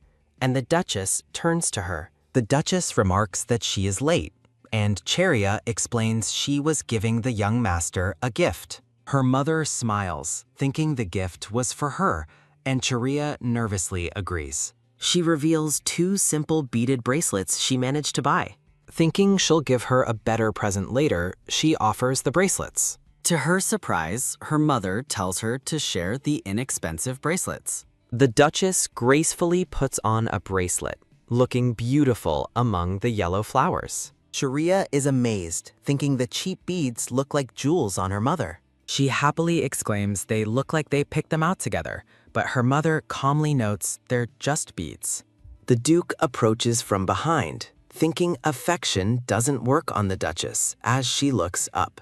As he enters the garden, the Duke asks what brings him there, and Cheria addresses him. She explains she went out and bought gifts for her mother. With cat ears popping up, the Duke eagerly asks about his own gift. Cheria has a panicked thought about how handsome he is, but also how he holds long grudges. She stammers, admitting she doesn't have a gift for him yet. The Duke's expression turns dark and menacing, prompting a terrified Cheria to promise she'll have a gift for him tomorrow. Agreeing to trust her, he turns and walks away, leaving her stunned. Cheria worries that he's expecting too much and might get even angrier. The Duchess remarks that Rick seems fond of her, noting Cheria's shocked expression. A text box explains Rick is a pet name. She tells her not to feel pressured, as Rick will be happy with anything she gives him. Her mother then sips her tea, adding that she couldn't buy anything better than what they already own anyway. The next day, a hand holds a newly finished green knotted tassel with a gem. Dressed for the morning, Cheria inspects her work, hoping the Duke will like it.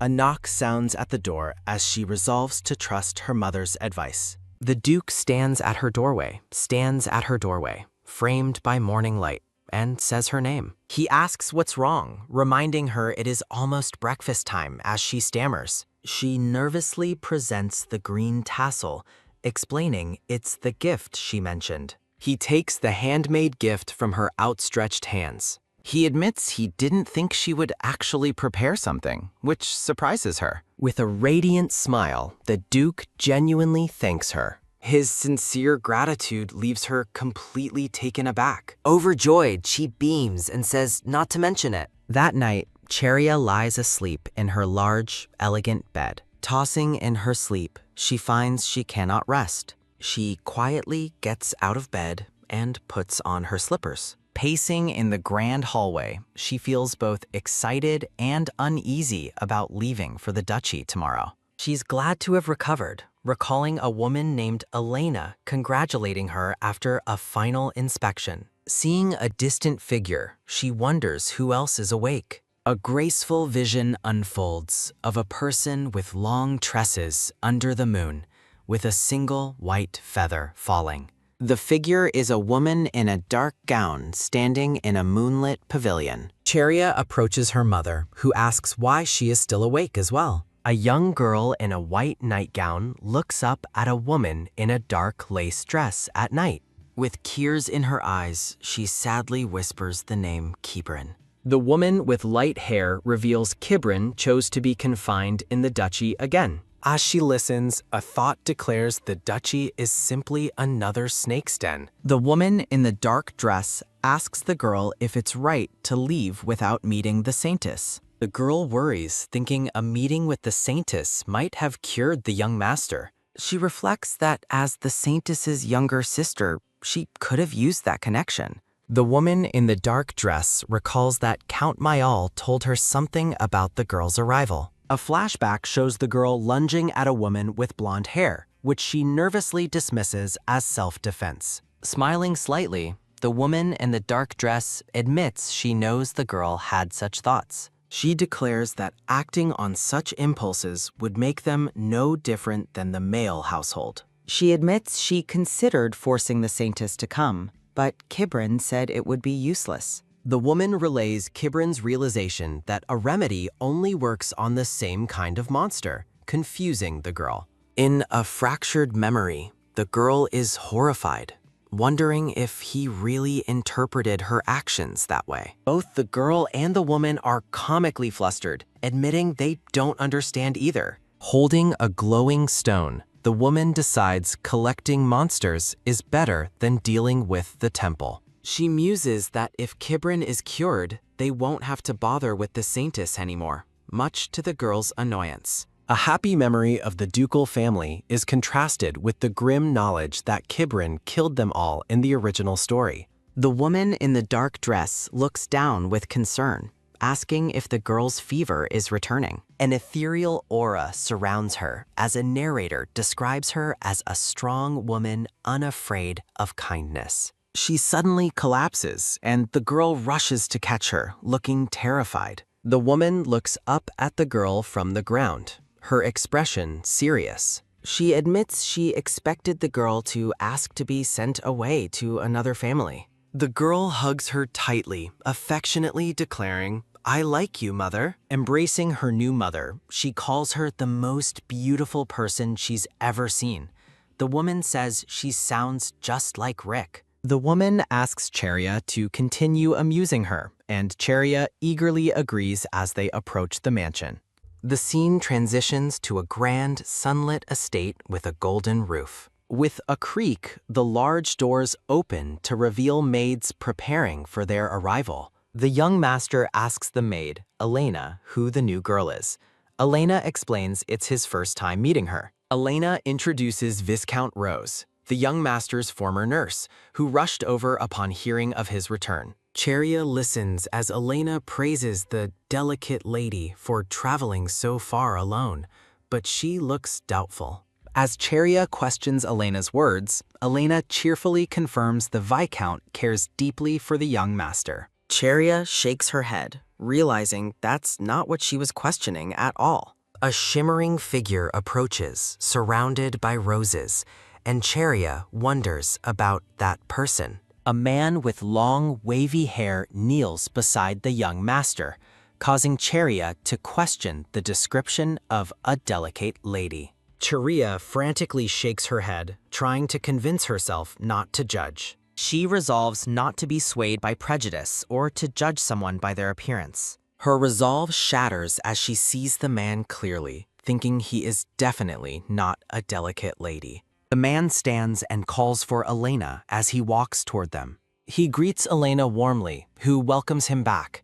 He smiles, calling the duchy his other home. Elena introduces Viscount Rose to Cheria, stating he will now be her caretaker as well. Cheria curtsies, introducing herself as Cheria Mayal, while wondering why Elena sees this person so differently. Viscount Rose greets her warmly, but Cheria feels a deep suspicion about him. His eyes glow red with menacing intent, as he says he looks forward to caring for her. A cute chibi character in a witch hat floats over a bloody background. In a thorny landscape, Viscount Rose greets Cheria, who realizes this character never appeared in the original story. Looking up at him, she thinks there is no way such a striking man could be an extra. She notes his changing eye color and wonders if he's even human, then remembers Elena entrusting her to him. Viscount Rose smiles confidently and agrees to take care of her. Cheria looks intensely worried, surrounded by red light,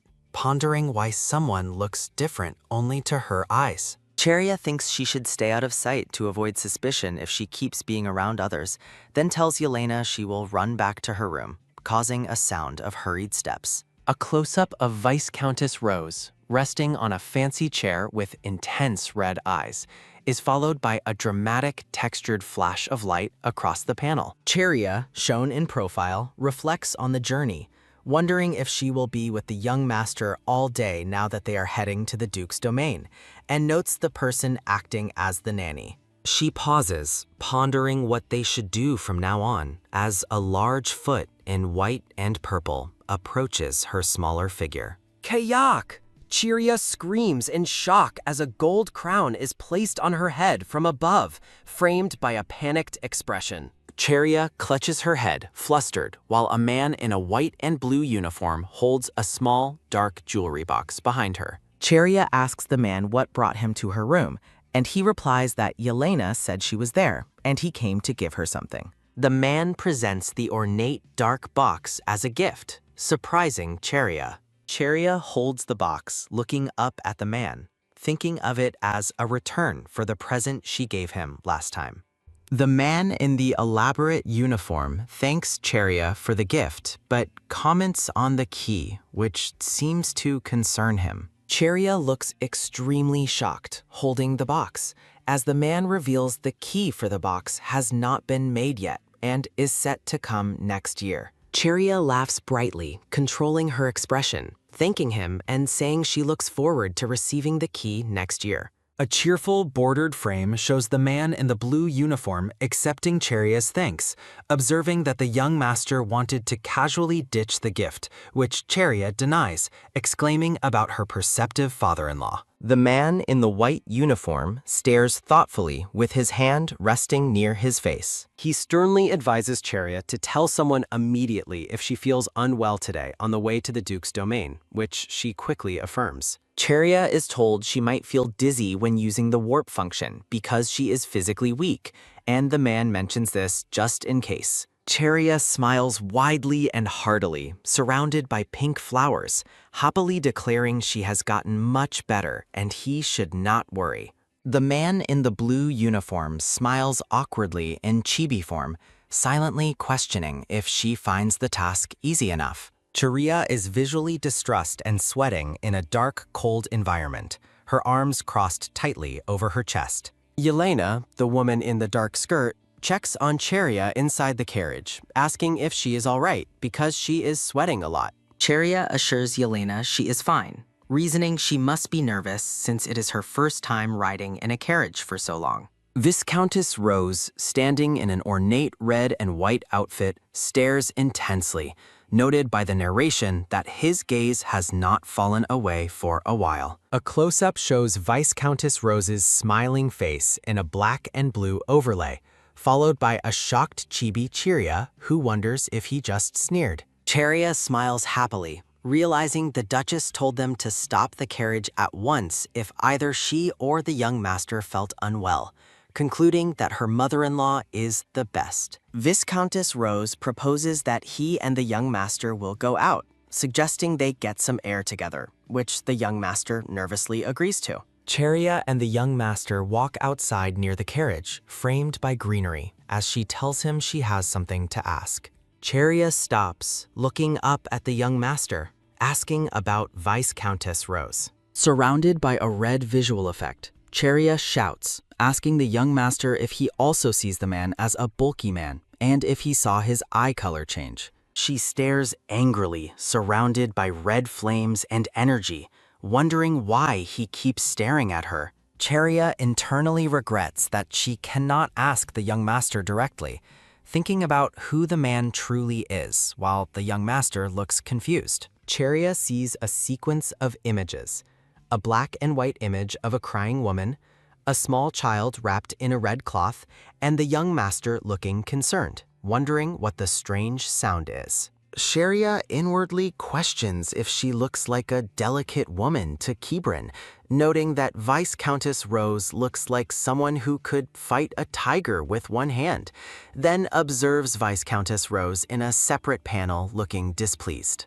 The young master tells Cheria that he thinks he will get along well with Miss Cheria too, stating that things are just awkward for now, and he will try to get along kindly. Cheria smiles faintly, looking down, and then softly says, "Well then." The scene transitions to outside the ducal estate, showing Cheria and the young master being seen off next to the carriage by two attendants and Viscountess Rose, signaling their departure for the Duke's domain.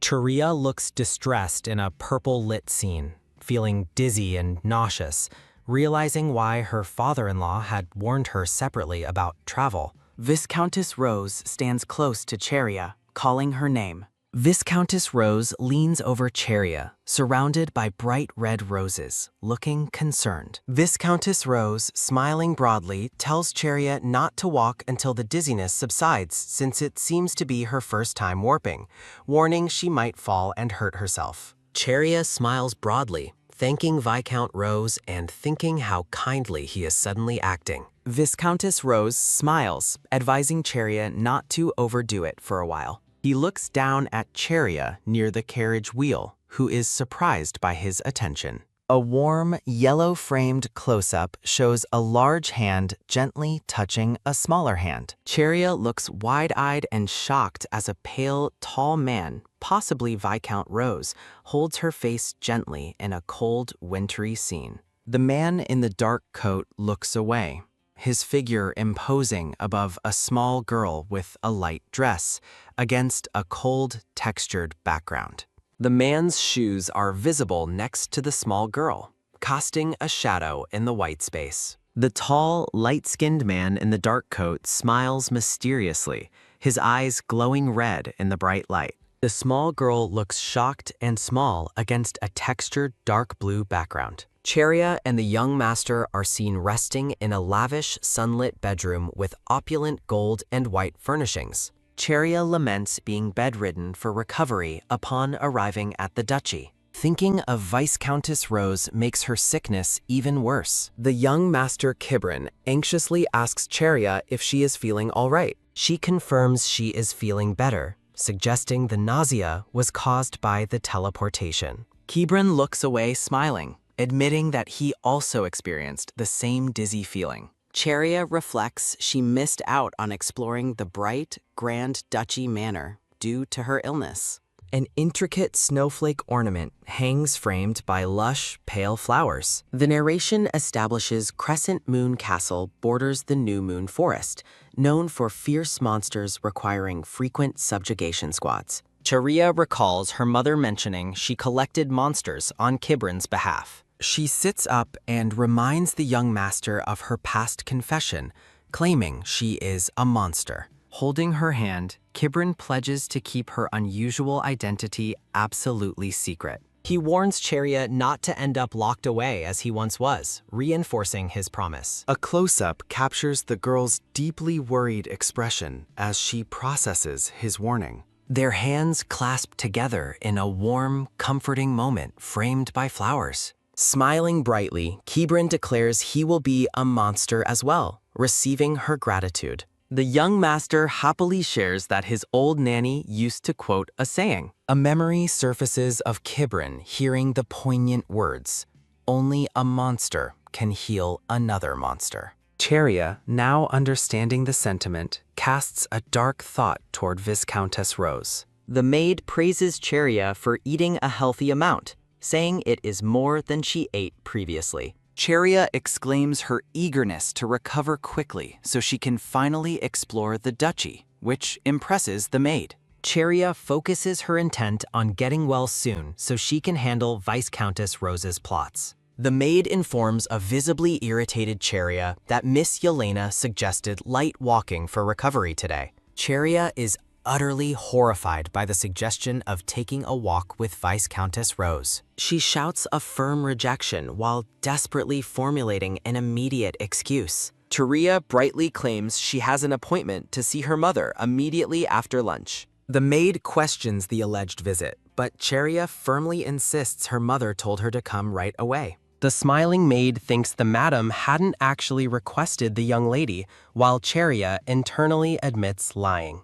Her jovial moment breaks as she pauses, instructing herself to wait a moment. Cheria arrives in a lavish office, where the Duchess greets her, calling her young lady and noting her tardiness. Confused, Cheria mentally denies agreeing to the meeting, but apologizes and is told to sit. The Duchess explains that Kibrin is starting air lessons, requiring the temporary closure of the castle gates. The Duchess shares that she is only adhering to the Emperor's request to appease the temple's concerns. Cheria is utterly shocked when the Duchess blames the temple for neglecting the place where she and Kibrin were residing. A hazy memory shows Cheria and Kibrin looking at a structure as the Duchess confirms the incident involved fire. The Duchess explains that Cheria rescuing Kibrin from the random event allowed her to bring them both to the safety of the duchy.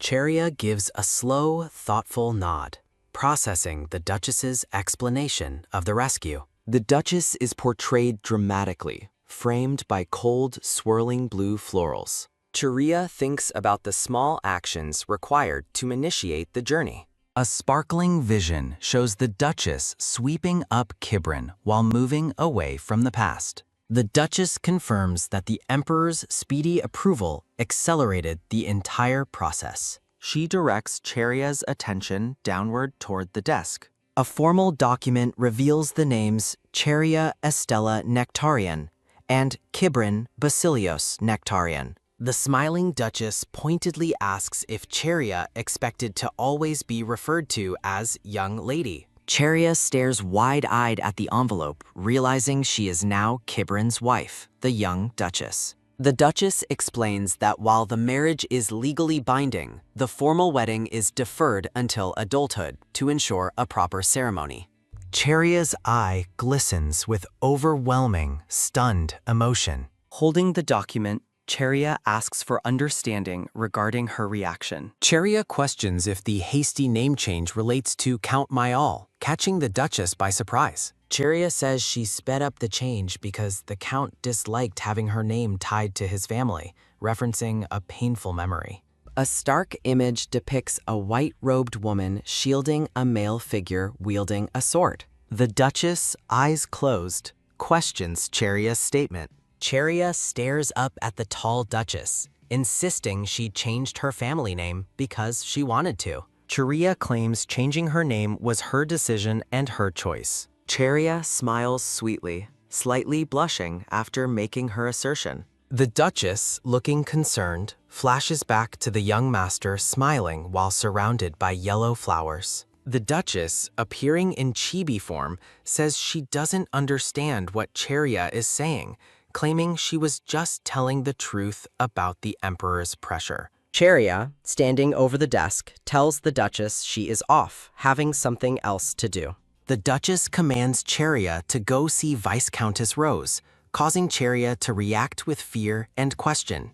Again? Cheria leans into the Duchess, nervously asking if she can go with her instead, and promising to be quiet, as she came to avoid Viscountess Rose. Cheria looks innocent and pleading, emphasizing that she feels safe by the Duchess's side because this new place is unfamiliar. The Duchess looks thoughtful, considering Cheria's plea and wondering what Viscountess Rose might do. The Duchess smiles mysteriously, repeating Cheria's comment about feeling safe by her side. The Duchess agrees to Cheria accompanying her, but strictly orders her to be quiet, causing Cheria to exclaim yes in joyful affirmation.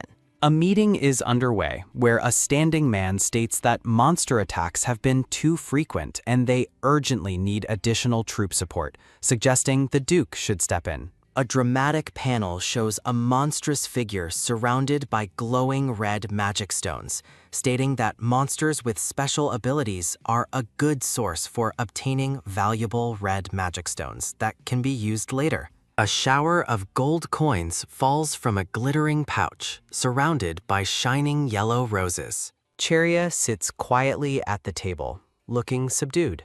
She thinks it is nice to hear about the ducal family's situation, but she keeps getting sleepy, wondering if the side effects of warping are still lingering. The Duchess looks sternly at Cheria, seemingly suspicious of her behavior. A soft focus shot shows the Duchess and Cheria sitting at the table, obscured by bright light system and white flowers. Cheria looks up, confused, questioning, huh? The Duke appears in a bright, glowing moment, looking kindly at Cheria. Cheria looks at the Duke, asking if she fell asleep, and apologizes for waking him despite trying to be quiet. Cheria looks around, touching her face, seemingly waking up fully. Cheria realizes the heavy cloth covering her belongs to her mother, and notes it has a nice scent. Cheria looks delighted, thinking her mother is truly the best for covering her with her outer robe, while the young master moves around behind her. The Duke, standing over the bed, puts a large red bow in Cheria's hair, declaring, "Here, this is a gift." The young master asks Cheria if she was out somewhere while she touches the bow in her hair. Cheria replies that she was out just for fun, while the young master looks annoyed, noting Cheria's mother was working the whole time. The young master asks Cheria if she isn't going to look around the castle, noting there is more to see than at the townhouse, which Cheria agrees to do, but hesitantly. Cheria looks concerned, asking if it is okay for her to wander around alone, except for Viscountess Rose, but wonders if there is no reason why not. The Duke tells Cheria to wait a second as he prepares to write something with a quill. Cheria looks on, curious, as the Duke writes quickly with the quill. The Duke presents Cheria with a map of the ducal estate, saying if she looks at this, she won't get lost. He explains the document shows the room where Kibrin usually has his lessons. The Duke points out the artifact storage room on the map. A character in a purple uniform appears in chibi form, showing Cheria an exhibition hall filled with expensive things, which Cheria worries reveals her love for money. Cheria thanks the Duke, confirming she will go take a look, holding the map. Cheria's attention is drawn to an ornate mirror on the wall. Cheria walks down the grand hallway, her steps echoing. Cheria decides she should go to where Kibrin has his lessons first, following the directions to the hallway and then turning left. Cheria, in a blue filter, imagines an abusive home tutor attacking Kibrin in black silhouettes, thinking an abusive home tutor is a classic trope in romance fantasy novels. Cheria stands before a brightly lit door, asking if this is the place, resolving to tell her mother right away if the trope holds true. Cheria enters the room cautiously, stating she wanted to meet the person and express her gratitude. Cheria tells someone that Nina got better after she used the medicinal herbs the young master told her about, asking, "Nina?" Cheria looks thoughtful, realizing Nina came to the Baron on her own and was not caught, wondering if Nian is not a person. Cheria looks up, hearing a sound above her. Cheria shouts the young master's name excitedly as he approaches her with a bright smile, holding a fan. Cheria looks down at his feet, recalling that Kibrin has good hearing, and that she keeps forgetting she wasn't eavesdropping with impure intentions or anything. Cheria stares wide-eyed as someone's voice states, "So this is the young lord's fiancé. You are indeed as lovely as rumored." The man in the dark coat offers a warm smile. Baron Daniel Dawson introduces himself as the young master's history tutor. Cheria Nectarian introduces herself, inwardly wondering if the man seems too kind to be abusive. Closer inspection reveals the poor condition of the Baron's suit and worn boots. A sudden realization shocks Cheria. He was the abused one, not the abuser, seeing a memory of violence. She puzzles over why a baron appears so shabby if he is not the abuser, wondering what the truth is. Cheria considers gambling or loan sharks might be the cause for his financial distress as he walks away. A terrifying, imposing man with rosettes rudely asks Cheria to step aside, causing her to shriek. He continues marching forward, completely oblivious to Cheria's miniature doll-like attempt at resistance. The Viscountess sits at the table, facing a large, sunlit window with a loud thud. The Viscountess fixes a severe gaze upon Cheria, who, despite her fear, defiantly challenges him. Baron Daniel Dawson announces his departure, explaining that Viscountess Rose's arrival signals the end of his duties. The Baron courteously expresses his honor in meeting her, receiving a surprised affirmative reply from Cheria. The young master happily insists Cheria stay and sit with him since the next lesson is not immediate. The young master reveals his beloved companion, Nina, is a very big leopard. He repeats Baron Daniel Dawson's report that Nina was near death but now recovers due to her strong will to live. He looks downcast, wishing he could see his leopard completely healthy. Cheria sadly notes he cannot go outside and recalls that Ribrin was confined upon arrival at the ducal estate. In a sepia flashback, Cheria remembers the young master discussing his animal friends and wonders if Nina is one of them.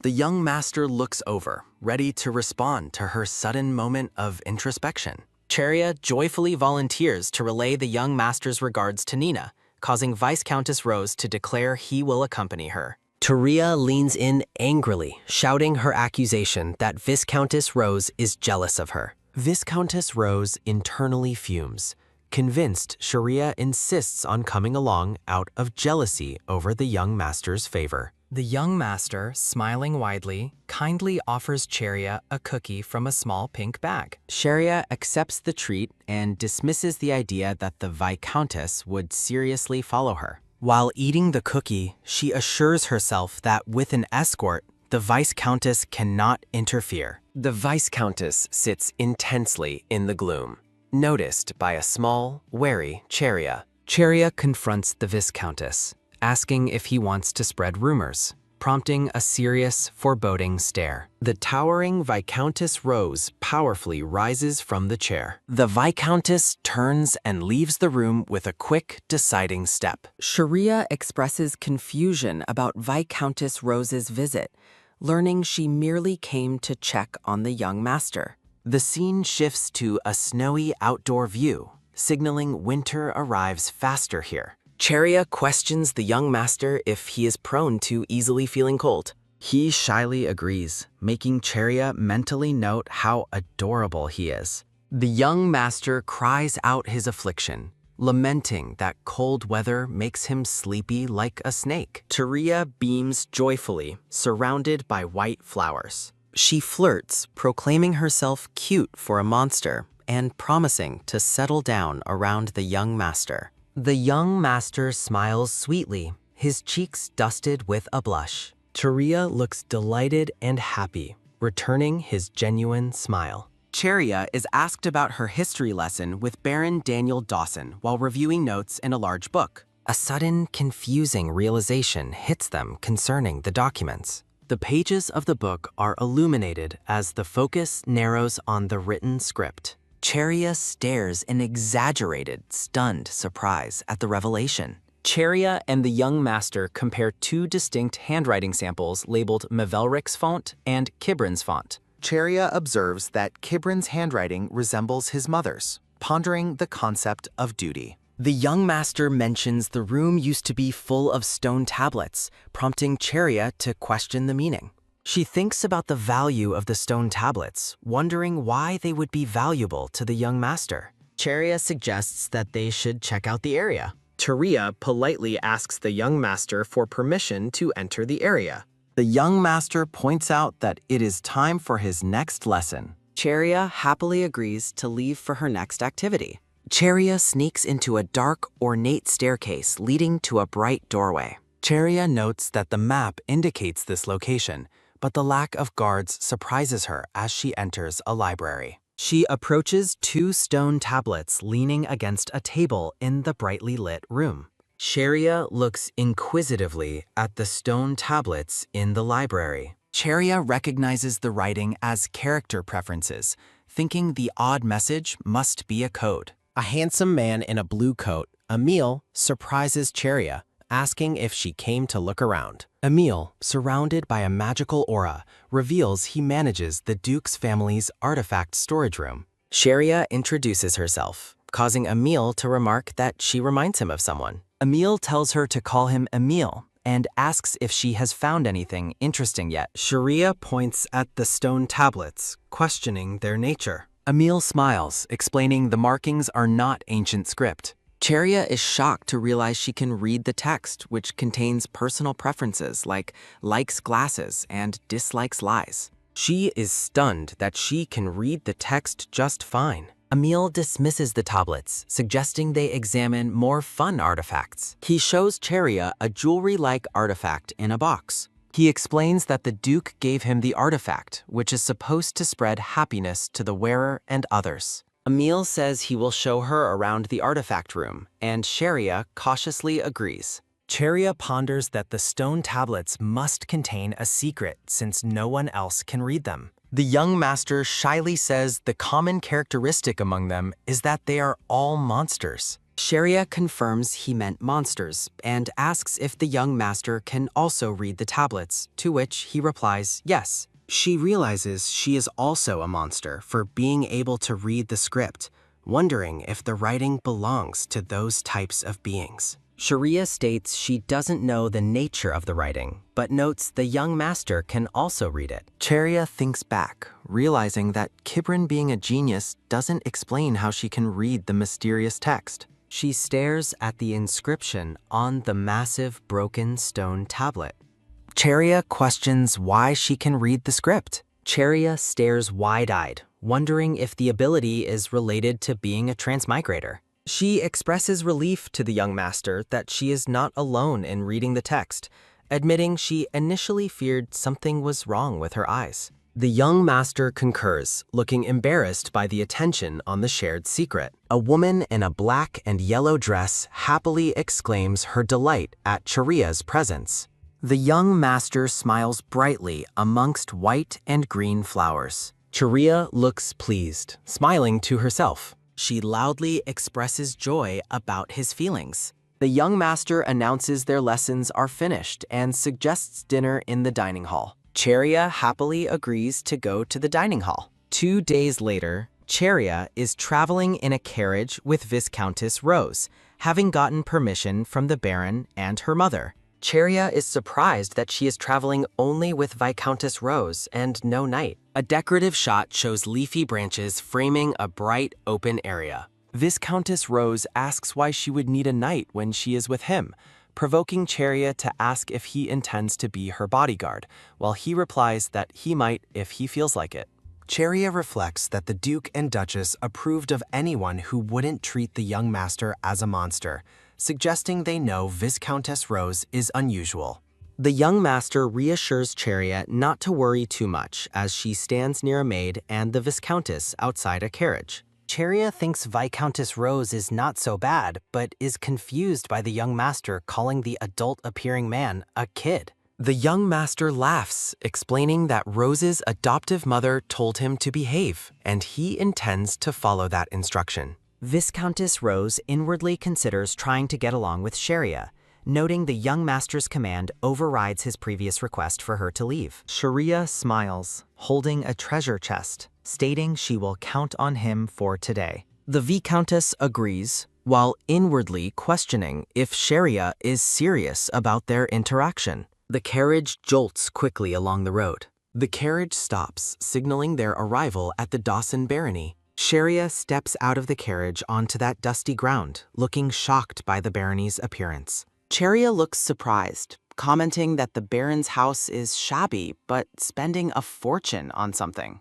Cheria realizes the Baroness was talking about a large leopard in a cage. The leopard, Nina, is shown mid-yawn, revealing its large, sharp teeth. Cheria observes that the Baroness appears shabby, but is clearly devoted to the leopard, surmising she loves animals. Viscountess Rose tells Cheria they have seen the animal and must head back, shocking her. Cheria rushes up to the Viscountess, insisting they must deliver the housewarming gift, while he darkly questions if she genuinely wants to enter the house. Cheria affirms her desire to enter for the young master's sake, noting that Kibrin would be upset if she only looked at Nina. Cheria states she is going in and invites the Viscountess to leave alone, which silences him. Viscountess Rose dismisses her intentions and walks away from Cheria, who stands outside the house. They are served very fine tea leaves by Baron Daniel Dawson, whom they thank. Baron Daniel Dawson, the man in the vest, says he will prepare tea while Cheria and Viscountess Rose wait.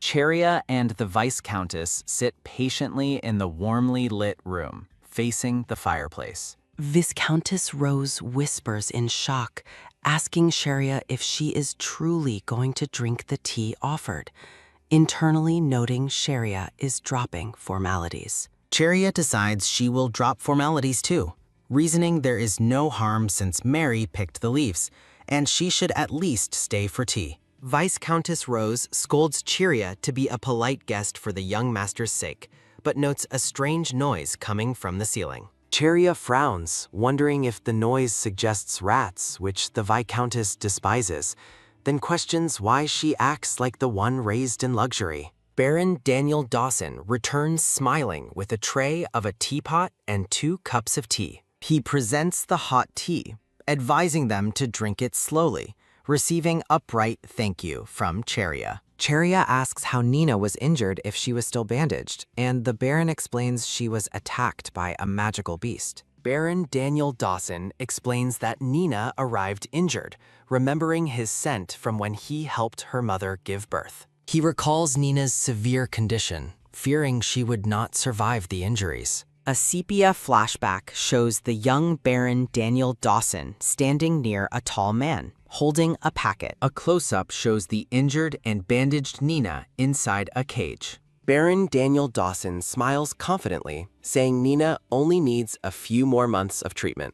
Viscountess Rose listens seriously, adjusting his tie, absorbing the news. Cheria is shocked by the explanation, asking what happened, and internally comments that magical beasts prefer to eat people over animals, which is strange.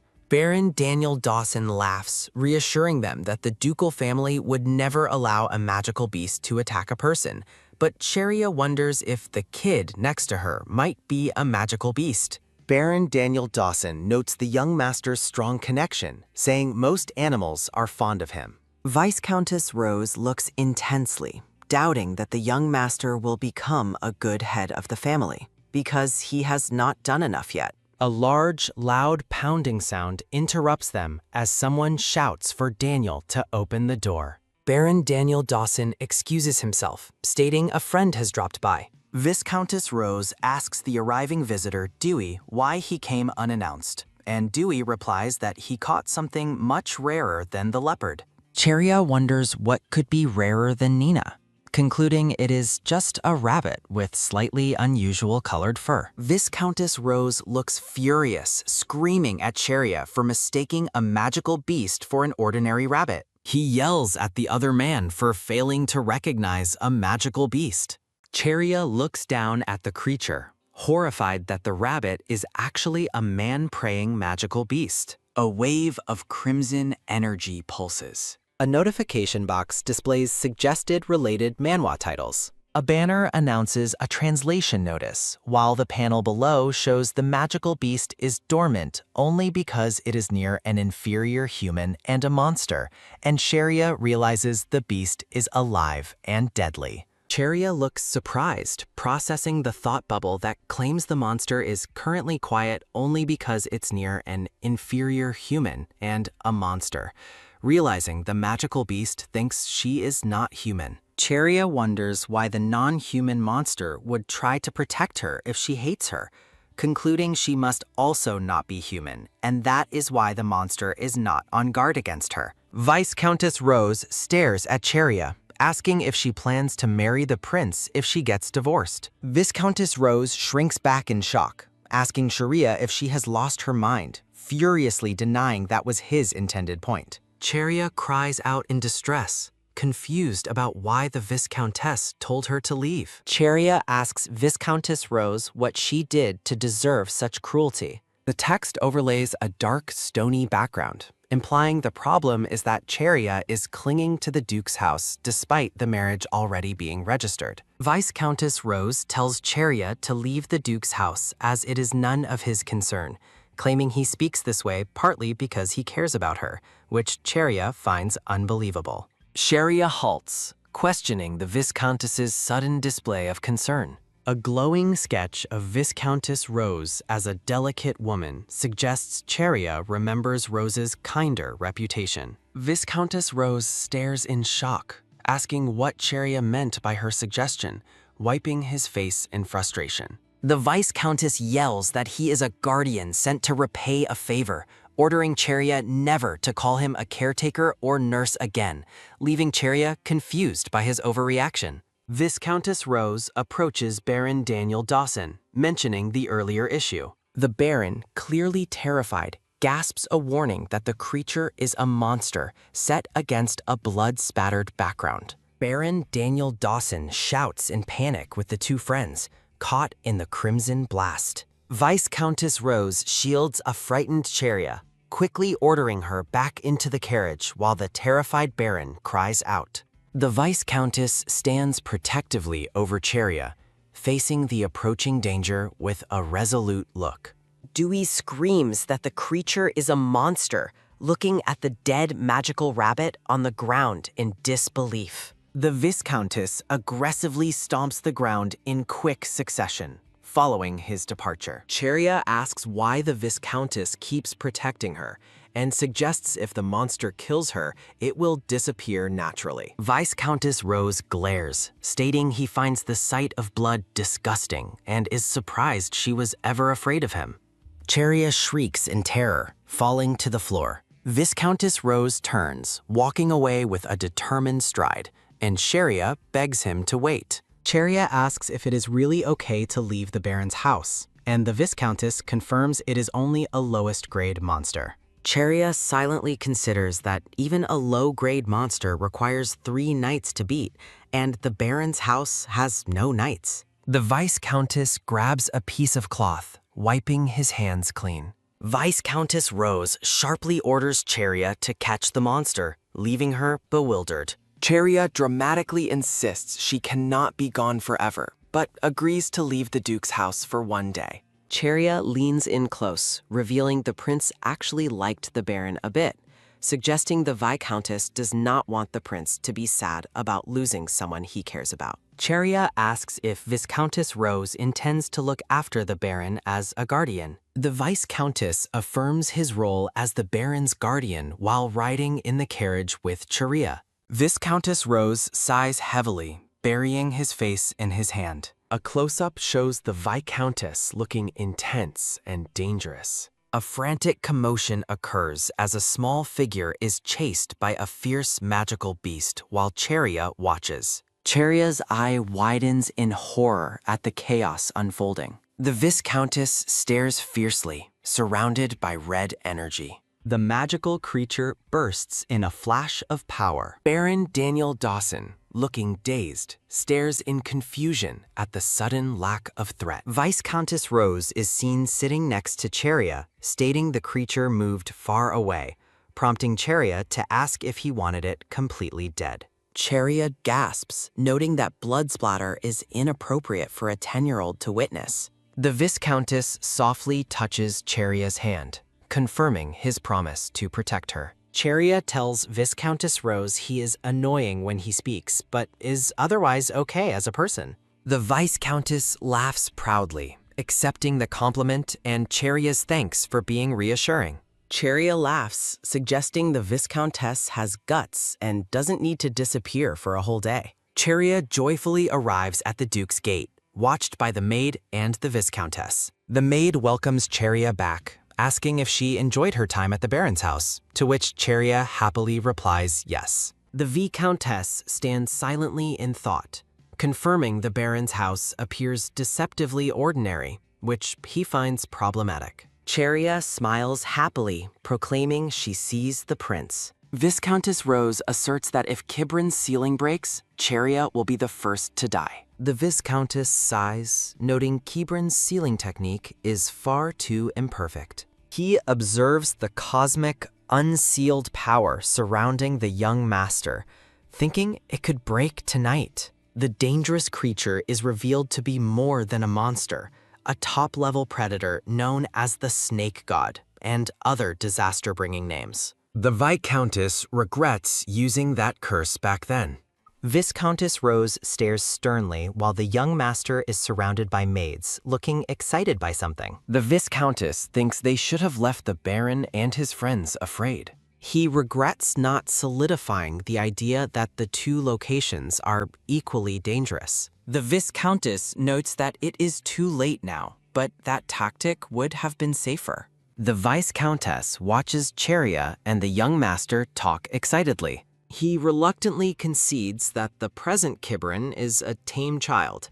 Cheria smiles brightly, admitting this observation is true. The Viscountess worries about what will happen if Kibrin regains memories of his past life as a snake. The frame features advertising for other manhwa and recruitment notices. Baron Daniel Dawson apologizes to the Duchess for the incident, but she replies, Cheria is safe, so it is fine. The Duchess sternly assures the Baron that his friend who brought in the monster will face consequences according to the investigation. The Duchess asks the Baron if he is still living in the slums with that monster animal, unchanged from before. Cheria inwardly notes she should protest the slum remark, but interrupts, saying the leopard's name is Nina, asking if she is still an animal. The Duchess taps a quill on a document covered in tiny writing. The Duchess smiles knowingly, saying Kibrin wants to see Nina too, suggesting moving the animal to the duchy would be better for both. Baron Daniel Dawson looks overjoyed that the duchy would take the leopard, expressing his gratitude. The Baron kneels in front of the Duchess, thanking the Lord of Crescent Moon Castle and New Moon Forest. Cheria asks her mother what it means to be monsterized. Her mother explains the leopard was half-eaten or gave half her flesh to a monster, leaving Cheria confused about the difference. The Duchess explains that if bitten by a monster, one usually dies instantly, but sometimes they can absorb the monster's power, which is what happened to Nina. The young master affectionately presses his cheek against the leopard's face, displaying their bond. Cheria smiles warmly at the bond between the young master and the leopard. The Grand Duke's castle is visible in a snowy environment. An image of wintry branches announces that winter has come to the duchy. The young master beams, proudly holding a vase of red roses, announcing he is finished arranging the flowers. Cheria thanks the young master, admitting she is bad at flower arranging, but he quickly compliments her skill at making knot decorations. The young master smiles, lamenting his struggle with a single assignment and hoping Baron Linton realizes his lack of talent soon. A mysterious person thinks about the inevitability of the Baron figuring out the young master's truth, sighing that it is already too late. Cheria looks puzzled as whispering sounds fill the room around her and the young master. The young master explains that a letter has arrived from the temple. Cheria looks shocked, questioning the letter's origin. The Grand Duke warns the attendant not to open the castle gates while they are away. Cheria asks her mother if she is returning to the forest again. Her mother smiles, confirming she is going to the forest for a few days due to a territory fight among monsters at Full Moon Lake. The Duchess's hands are visible, wearing a bracelet with a star charm and several rings. The Duchess fiercely orders someone to cancel the flower arrangement classes immediately, claiming they are useless, causing the young master to question her choice of words. The Grand Duke stands tall in the brightly lit room, casting a serious shadow over the young master. The Grand Duke smiles wickedly, noting the day has come when Kibrin sees him off, suggesting it is due to having such a good daughter-in-law, startling the young master. Cheria wonders if the Sun Temple is plotting something, given the arrival of their letter. Cheria looks up at the snowy castle, thinking nothing can happen since the gate is closed. Cheria holds her stomach, wondering why she feels so sick. She walks around, thinking she ate too much earlier, and is surprised she still feels unwell,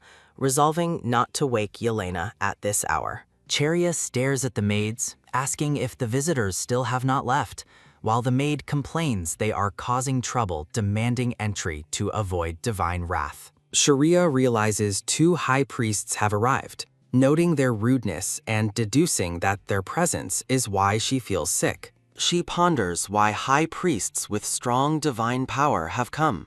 Cheria debates whether to go back to her room or retreat to the top floor to get further away from the divine power. The young master appears, rubbing his eyes, asking why Cheria is awake so late. Cheria explains she just woke up too, agreeing they both should be sleeping. Cheria suggests they sleep together, asking if the young master dislikes sleeping alone. The young master and Cheria smile at each other, happy about the arrangement. The window looks out onto the night sky as Cheria gets ready for bed. The young master holds Cheria's hand in bed, wishing her a good rest. He gently touches her face, asking if she is cold since her nose is red. Cheria looks surprised, touching her nose after the young master's touch. Cheria asks if the young master just healed her, but he denies it, asking if she is hurt. Cheria explains she felt unwell but feels fine next to him now. A sepia memory shows Cheria and the young master holding hands, suggesting a similar event happened in the snake pit. The young master smiles widely, glad to hear that Cheria is feeling better. Cheria comforts the young master, promising to stay with him, and he wishes her restful sleep too. Cheria realizes she is being cared for by the young master, instead of the other way around. She recalls the weak, sad state Kibrin was in when he was in the snake pit. A sepia panel shows Kibrin's teary face from his time in the pit. Cheria thinks about Kibrin's transformation, holding her bracelet-adorned hands to her chest. The young master and Cheria smile softly at each other in a peaceful moment. Cheria, in the magnificent snow-white castle, asks what happened after the high priests arrived. An aide in ornate robes reports that the high priests were not allowed in because the castle was securely locked. Viscountess Rose grumbles that His Holiness asked the Saintess for a favor, thinking the old man should come himself. Viscountess Rose admits the high priest has a point, noting it is suspicious that a chronically sick child is suddenly doing well. The Duchess instructs the man to relay a message, touching her chin thoughtfully. The Duchess is shown sitting regally, concluding that the Saintess wants to check on Kibrin herself. A recruitment notice is displayed for translators, proofreaders, and editors. Viscountess Rose mentions the two high priests begged for 2 hours to be let in while having a snack. The Viscountess rests outside, saying Mara was very angry and threatened revenge for ignoring the Duke's house.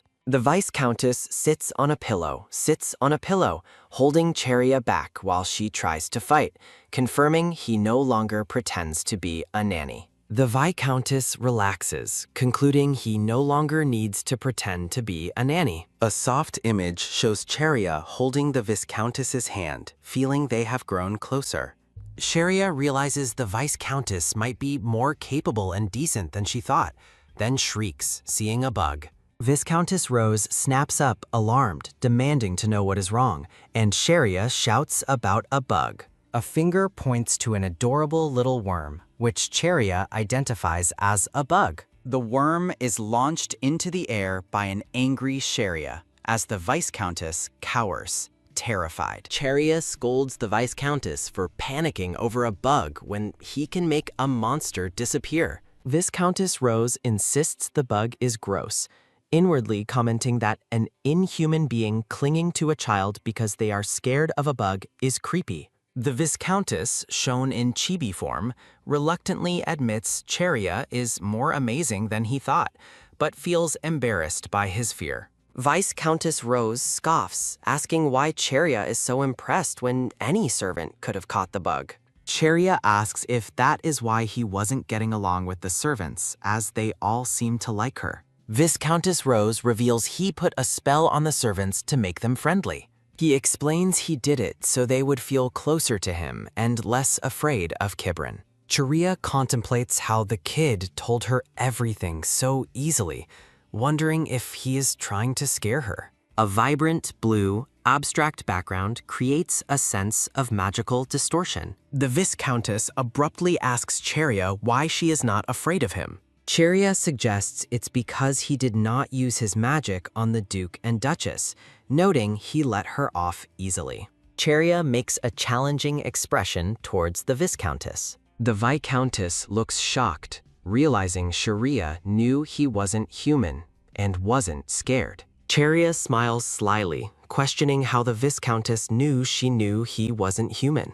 The Viscountess states humans cannot perform amazing feats like making monsters disappear or casting spells, suggesting she is not human.